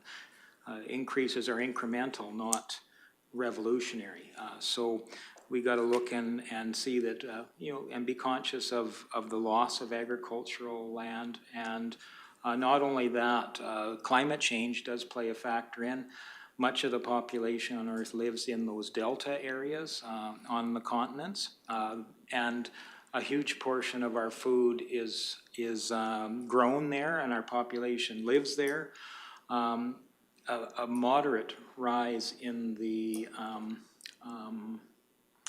in the ocean level in those areas, on those deltas, along with the intensity of storms, the intensity and the frequency of storms, is making a global food disaster much more likely. And if you lose that 30% or so production of food that feeds people on Earth, we could be in a crisis at any time. So I think food security was my takeaway of one of the importance of that. Also spoke briefly, or had a presentation on native bees in Alberta, as well as sustainability and mental health in agriculture. Mental health, whether it's in the veterinary field or whether it's just in agriculture in general, is one of those things that more tough days are probably going to happen in that. And one of the takeaways there too, that optimism is not the denial of reality, it's the acceptance of reality as well too. So, and I think it was a great conference. I know I'll leave some room for the other attendees to share their takeaways from that. But I would certainly encourage that if you move into the next time frame, that you express an interest to attend this conference. I think even though we aren't always mandated to do it through our committee presence on the Ag Service Board, I think there would be a great council takeaway from this as one of the more beneficial conferences there can in an agricultural-based community such as ours. So, and then, yeah, I guess many of you will comment on our activities of the last little bit here, and so I'll just leave mine there. Thank you. Councillor Meloff? Thank you, Reeve. I agree, the ASB conference is always one I was disappointed to not get to go this time, but I am curious what resolutions made it to the floor at the conference, because maybe I'm just a nerd, but I always, the direction we're giving to our provincial groups that are advocating in these realms is always a super important piece. So if you have a couple of notes on the resolutions that made it to the floor and passed, maybe I'm putting you too much on the spot, but. Just let me go. I will say that there were about 14 resolutions as well as a couple of emergents that went through. Most were supported. There were some amendments and some vigorous debate around amendments on a number of issues. I think ultimately, I think you could tell there is an uneasiness with some directions that we're taking both provincially and federally on agriculture-related issues. I'll maybe leave it to the balance of the attendees if they have their takeaway on what one struck home with them, more so than me. But in general, they were supportive of the resolutions brought forward, wanting to make sure they fit the vision that they see for agriculture moving forward. And I think the other thing we take away from the resolution session is that the membership there values the resolution session. They were very willing to spend their time to make those resolutions reflect the desires of the overall Ag Service Board community. And, you know, I mean, they do represent ag service within our province. I don't know if that's helpful. No, sorry, Reeve, if I may. Thank you. No, that is helpful. In particular, I'm hopeful there was a lot of discussion on Bill C-293 on how that's impacting agriculture. Like I said, obviously I was not able to be there, but that's been a huge topic and a potentially huge issue that the federal government is trying to impose on provinces. So I'm hopeful that there was a resolution with regards to advocacy on that particular bill. But I'm looking forward to, they haven't updated the website, or I just looked it up myself. Sorry. And I'll have to apologize because of our commitments of that day. I missed the first evening, and I believe the minister had addressed it there. Had addressed my understanding that there was a period of time that was taken to address that, but maybe some of the other attendees would have a better fill in than me on that. Okay, thank you. Councillor Ratcliffe? Thank you, Reeve. Considering the potential issues around food security, is there any sort of action plan discussed Or at this point, it's just something that there is no answer to? Go ahead, Councillor Lyon. Security is looking to where we are, trying to gauge population growth, where we're going to be in the future. I mean, if one of the things what was brought there is kind of a concept that the community or the larger global community is doing a lot of doom scrolling, as it was described. So there is an acceptance that whatever happens on social media in the peripheral news group tends to, the doomsday or the negative tends to come to the forefront. And so they were, I think, trying to look at what the practical challenges are to agriculture production and what we can do to maintain agriculture production, improve it, and improve the quality of food. You know, we only know that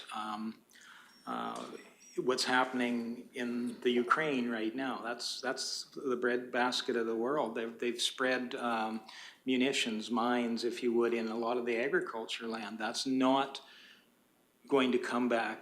Oh gosh, 110 years later, they're still finding unexploded ordnance in the World War I battlefields. I mean, it took years to clean up France in order to get it back to, so we understand that some of those areas have been taken, are going to be taken out. And that idea around world instability, political instability will have a negative influence on our food supply. And as an ultimately, Alberta and Canada are net food exporters, so we have a greater role in increasing our production so that we can feed a growing world. I think they also mentioned, of course, those economies that are developing, their need for more food or more nutrient-dense food is increasing. They have greater ability to buy better food, so it shifts the market from being subsistence to a diet of more selection. So I'm probably getting too deep into the weeds here, but that was kind of some of the discussion around food stability. Okay. Was there any discussion of the trend of decreasing rainfall and the potential for deserts to move further north? Well, I think the one presentation, and it was quite interesting, it showed how that where we're at essentially may benefit from the climate change, but the expansion of those areas that have been traditional, more arid regions could very well affect the overall global world supply. So it's a shifting of who has the food and who does not have the food, and how we manage the geopolitical influences that happen. Very complex, and it's a bit of crystal ball viewing and trying to understand where you're at and to develop policies that support agriculture here and the need for a growing world food supply. Okay. Thank you, Councillor Lougheed. Moving on. I just tried to hold it in and that was not. Not the right thing. All right, go ahead, Councillor Councillor Cermak, sorry. Yeah, I'll make mine fairly short. I attended the lube workshop that we had here with the PAC and the council. I would really like to thank the PAC for all the heavy lifting they've done on this. They have put a lot of hours and a lot of work into that. I don't think I can express how much that I appreciated the work that they've done into that. It was phenomenal. I thought that they've done a great job into that. And I attended one of the Westview Senior Housing meetings. We had to redo one of our perks at the Westview Lodge. Our people that work at the lodge can buy meals and lunch breaks and coffee breaks. They're at a reduced rate, and we had to rework it out. It wasn't quite matching what the act says that we should be doing, so we reworked that, and it seems like it's gonna be great. It's a great perk for the workers there. They get a nice hot meal and a couple coffee breaks that is homemaking, and it's a great perk for them. And then also in that, we appointed to have regional housing workshop, and we invited a bunch of the people from different groups in and around Rocky and the county to put their ideas forward. And what came out of it is that we're going to approach one senior person to kind of spearhead what the vision was of the workshop and do a bunch of in-depth behind the scene work and present it to us at the next meeting. And then we will go further with the Minister of Housing and tell him what we want in our area, in the region. And that takes in the whole county. That includes Rocky, Caroline, Leslieville, Nordique. So that everybody, it's all encompassing, and we hope to get that off here and started early in the next couple months. So it was a great workshop we had. And that's my report. Okay, thank you. Councillor Cermak, any questions for him? Okay, moving on to Councillor Northcott. Alrighty. I did get to attend the Egg Conference. It was my first time being able to attend there, so it was a fantastic conference. As far as the resolutions, one of the resolutions that was brought forward was a resolution to use disturbed lands in Crown land for renewable energy projects. So I wasn't in favor of it, and it wasn't passed. It went to the floor quite a bit for debate, and but considering most of our municipality, or a large majority of it, is Crown land, I was quite concerned that it would allow existing producers to be able to, walk away from their responsibilities to reclaim existing well sites and disturbances in Crown land. So that resolution was actually withdrawn. It didn't go forward. didn't even get voted on? No, there was too much debate on it. It went back and forth. Actually, so it was withdrawn from the floor. Never even heard of that. Yeah, the amount of amendments and stuff that were on some of the other, it was entertaining. Wow. There was, they noted that they had 99 wild boar sightings last year, and some of the negative impacts from wild boars, like even uprooting of cemeteries. And they often can deter deer and wildlife from wanting to enter into those areas where the wild boars have been. And in the U.S. economy alone, there was about $2.5 billion in damages last year. So they said they'd waited too long to control the wild boar population. Tourism in Alberta, about 84% of the tourism in Alberta consists of Albertans. So it's 84% of tourists in Alberta are Albertans. Sort of a side note, I did read the budget for tourism Alberta alone last year. I think the budgeted amount for 2024, 2025 was around $85 million. But I mean, if maybe they could make some adjustments in that budget and put a little bit more funding over towards FCSS. Just a thought. And well, CN Rail too, right? Just to put it into perspective, CN Rail, they contribute about massive organization.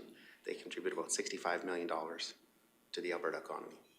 So just to put it into perspective.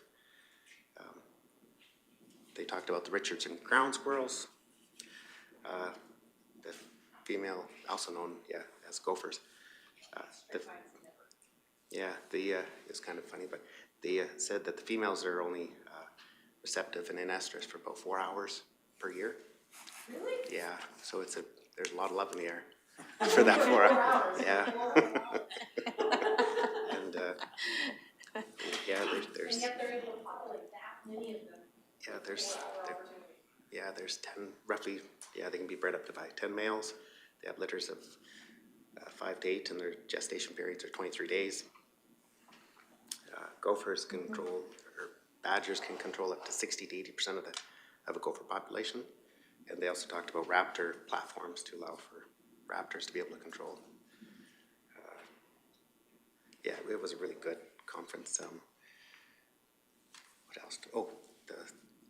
The fencing, the digital, like the electronic or the satellite fencing for cattle. So it can be used by low orbit satellites in the event of, so you can use this, put a collar on your cattle. They're invisible fence basically for your cows, but it works like if you have a wildfire, it destroys all the fence posts. You don't have to pound all the posts. You can actually use satellite fencing. You can actually use it for livestock counts. It'll track, if you were in a feedlot and there was 100,000 cattle, it'll identify each individual animal and keep track of them. It can, you can test the temperatures of a cow. So if you have a cow, you'll be able to see if they've had a rise in temperature before they actually show physical signs of being sick. And there's also another feature on some of the livestock, like they have a feature where if it shakes, if their collar is shaking, it might indicate that they're being attacked by wildlife or something like that. So you could actually take your drone out and fly, because they're all GPS, your drone. So you'd send your drone out, you could view and maybe even possibly, see what's going on with that cow or calf. So it was actually really, really interesting to see that drone and imagery and the fencing with that program.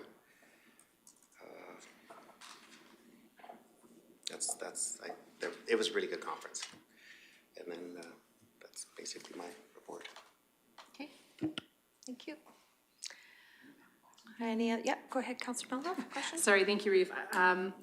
Is the digital fencing recognized in the legislation for being able to be used as a valid way of keeping your livestock in? Because I know that there's like you're legislatively required to control your livestock and make sure they're not at large. Is the digital fencing recognized in that legislation, or is that something that that legislation needs to catch up with technology? And what's are you putting one of these on every single animal, or just like the lead cow, and what's the cost then? Like in comparison to say just fencing, I can understand maybe putting these in allotments, like where you don't, your 88,000 acres, not necessarily fencing might not be appropriate, but is it cost limiting? I'm now fascinated on this digital fencing. Go ahead, Councilor Northcott. As far as legislation, I don't recall any discussion of that. I mean, things could happen even with the barbed wire fence. You could have a tree fall over it or things like that. But there was, as far as I recall, I didn't hear any legislation discussions take place there. One other feature with that was thermal imaging. So even at night or in the dark, you would be able to, if you had a lost cow or a lost calf, and you can see wildlife. Mm-hmm. So anything that's in the dark, you'd be able to see. As far as the cost goes, I think he said it was around $400 per collar, and if you had cattle, you'd then have a collar on each cow or calf. And the lifespan on these collars, how long? They looked like they were pretty resilient. They're fairly robust in design. They did have a chain, and they have a breakaway collar. So if the cow was to get tangled up in some brush or something like that, it would break away free. But you would just be able to take your drone, fly out, and there's the collar, pick the collar back up. Sure. But I've got some researching to do. Yeah, they did suspect that the price, with like anything else, the price should get more decrease, feasible. Yeah, because right now to do $400 per animal on a 200 head operation, even it just doesn't seem to it would make sense to do that. But if the cost comes down with the technology getting better and better, then it might make sense. But the margins for cattle right now to spend an additional $400, I don't know that it necessarily would be feasible for everybody, but it's interesting. If you took into account for the fencing, maybe not required, right, for every mile of fence. Yeah. If you were in some fairly rugged terrain and you had miles and miles and miles of fence to replace. It would just, They might offset each other, yeah. Cool, I've got some research to do, thanks. Okay, that's all right. Go ahead, Councillor Ratcliffe. Thank you, Reeve. Having known Black Angus cattle that would worry their way through 4 strands of barbed wire, I'm not sure how well they'd respect a digital fence. But anyway, the Municipal Planning Commission, strategic planning, land use bylaws already been covered. That was our first look at the complete draft of everything in the land use bylaw. So I'm still working my way through that. Last Saturday night was the Norday Community Association meeting. They're exploring options to replace their community hall with another structure. There were questions about broadband availability and the timing of the Quarry Road that I think were answered. Yesterday was a day-long session of FCSS, and I'm going to ask Councillor Gibson if she would help me on this so that we try and get all the information out. In the morning, we had a discussion with 4 of our larger nonprofits looking for rural solutions, as we have different challenges than the larger urbans have. There was surprising enthusiasm for collaboration to reduce costs and to provide improved service. Many comments along the lines of, for example, say someone goes into the FCSS to ask for help, which FCSS may not necessarily be able to provide, and they provide a referral to another agency that's a few blocks away. And most of the time, that never happens, that they don't follow on.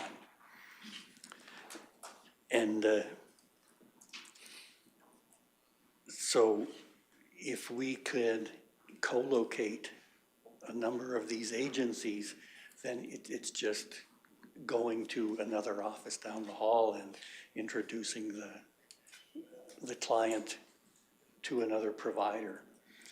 And, you know, the feeling is that it can be much more effective than what we're doing now, and potentially we can share some of the overhead costs rather than each group having their own insurance, their own printer, their own internet, that it could be shared. And then in the afternoon, we met with Minister Nixon. Would you have anything more to add to what the morning? I was just gonna say, in the morning, there was a lot of collaboration about the fact that if we do go under one roof, it wouldn't necessarily be the whole organization that goes, it would be kind of a prime person would say, okay, I'm spending 3 hours here. Because a lot of them have larger areas, larger space, that where we're thinking of going, we can't accommodate. But at least if you have them in the same building, you introduce that person, then they can get help when they need it, instead of, like Councillor Ratcliffe was saying, you can give them all the information, but they might not be able to get to where they want to go because some of them don't have vehicles, some of them have you know, disabilities or whatever, that they can't kind of wander through town to find these things. So this is where the collaborating and being under one space would be the best. Okay, and you know, going further on that, some clients, it's all they can do to get themselves together enough to go to one office.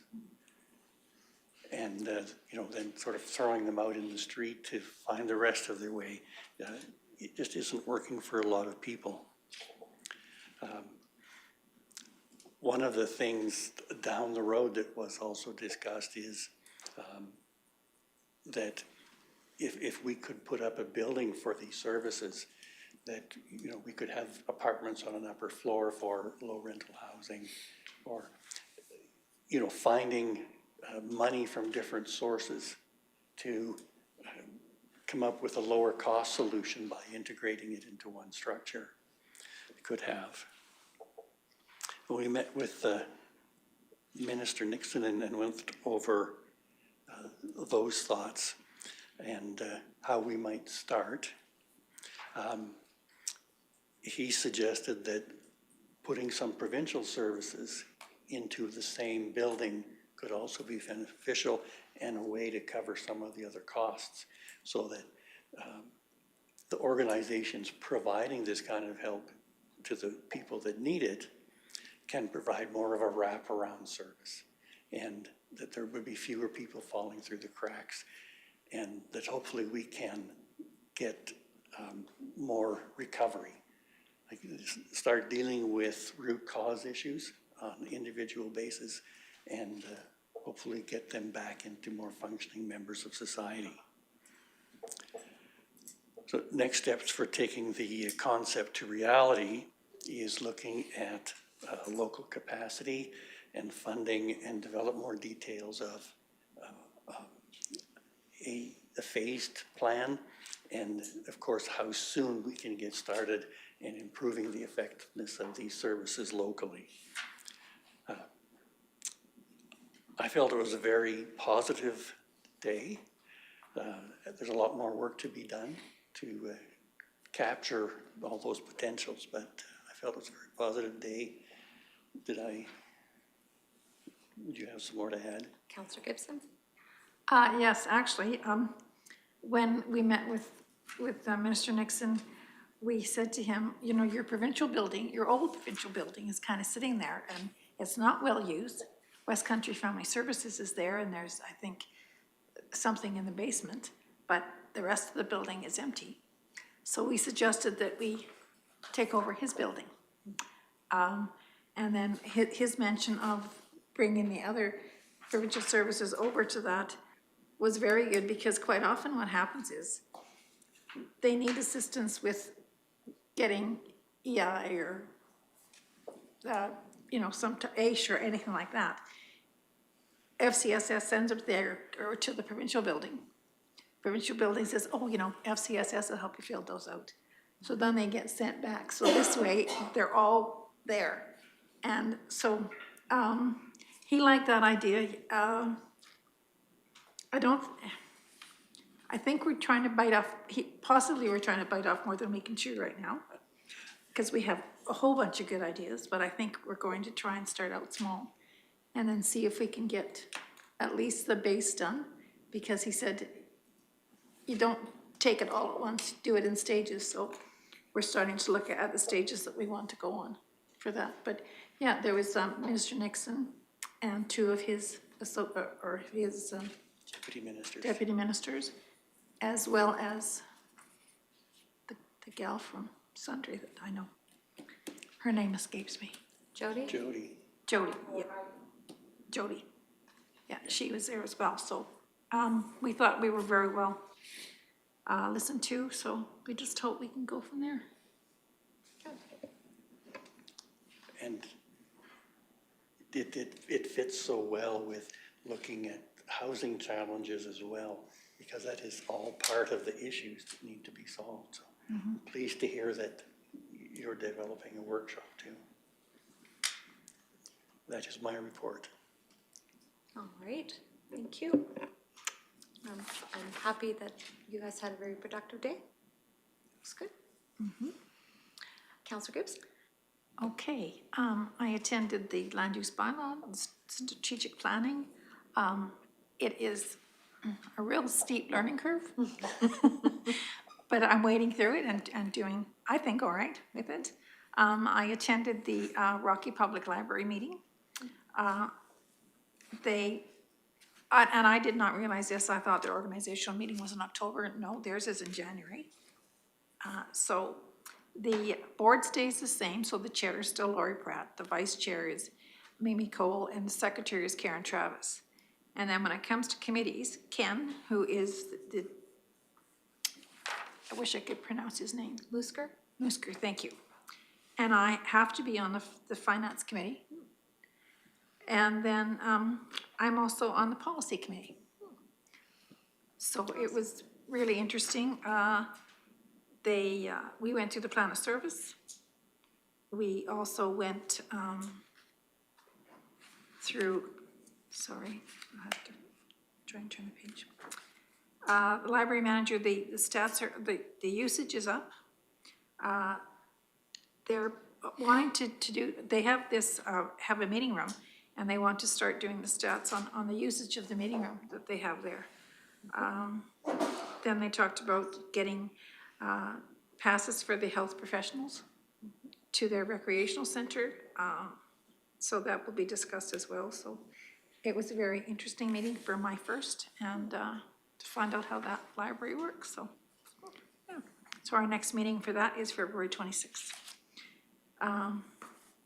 Then tomorrow, of course, is our broadband meeting, and then on Thursday, I have an interview with CBC on amalgamation.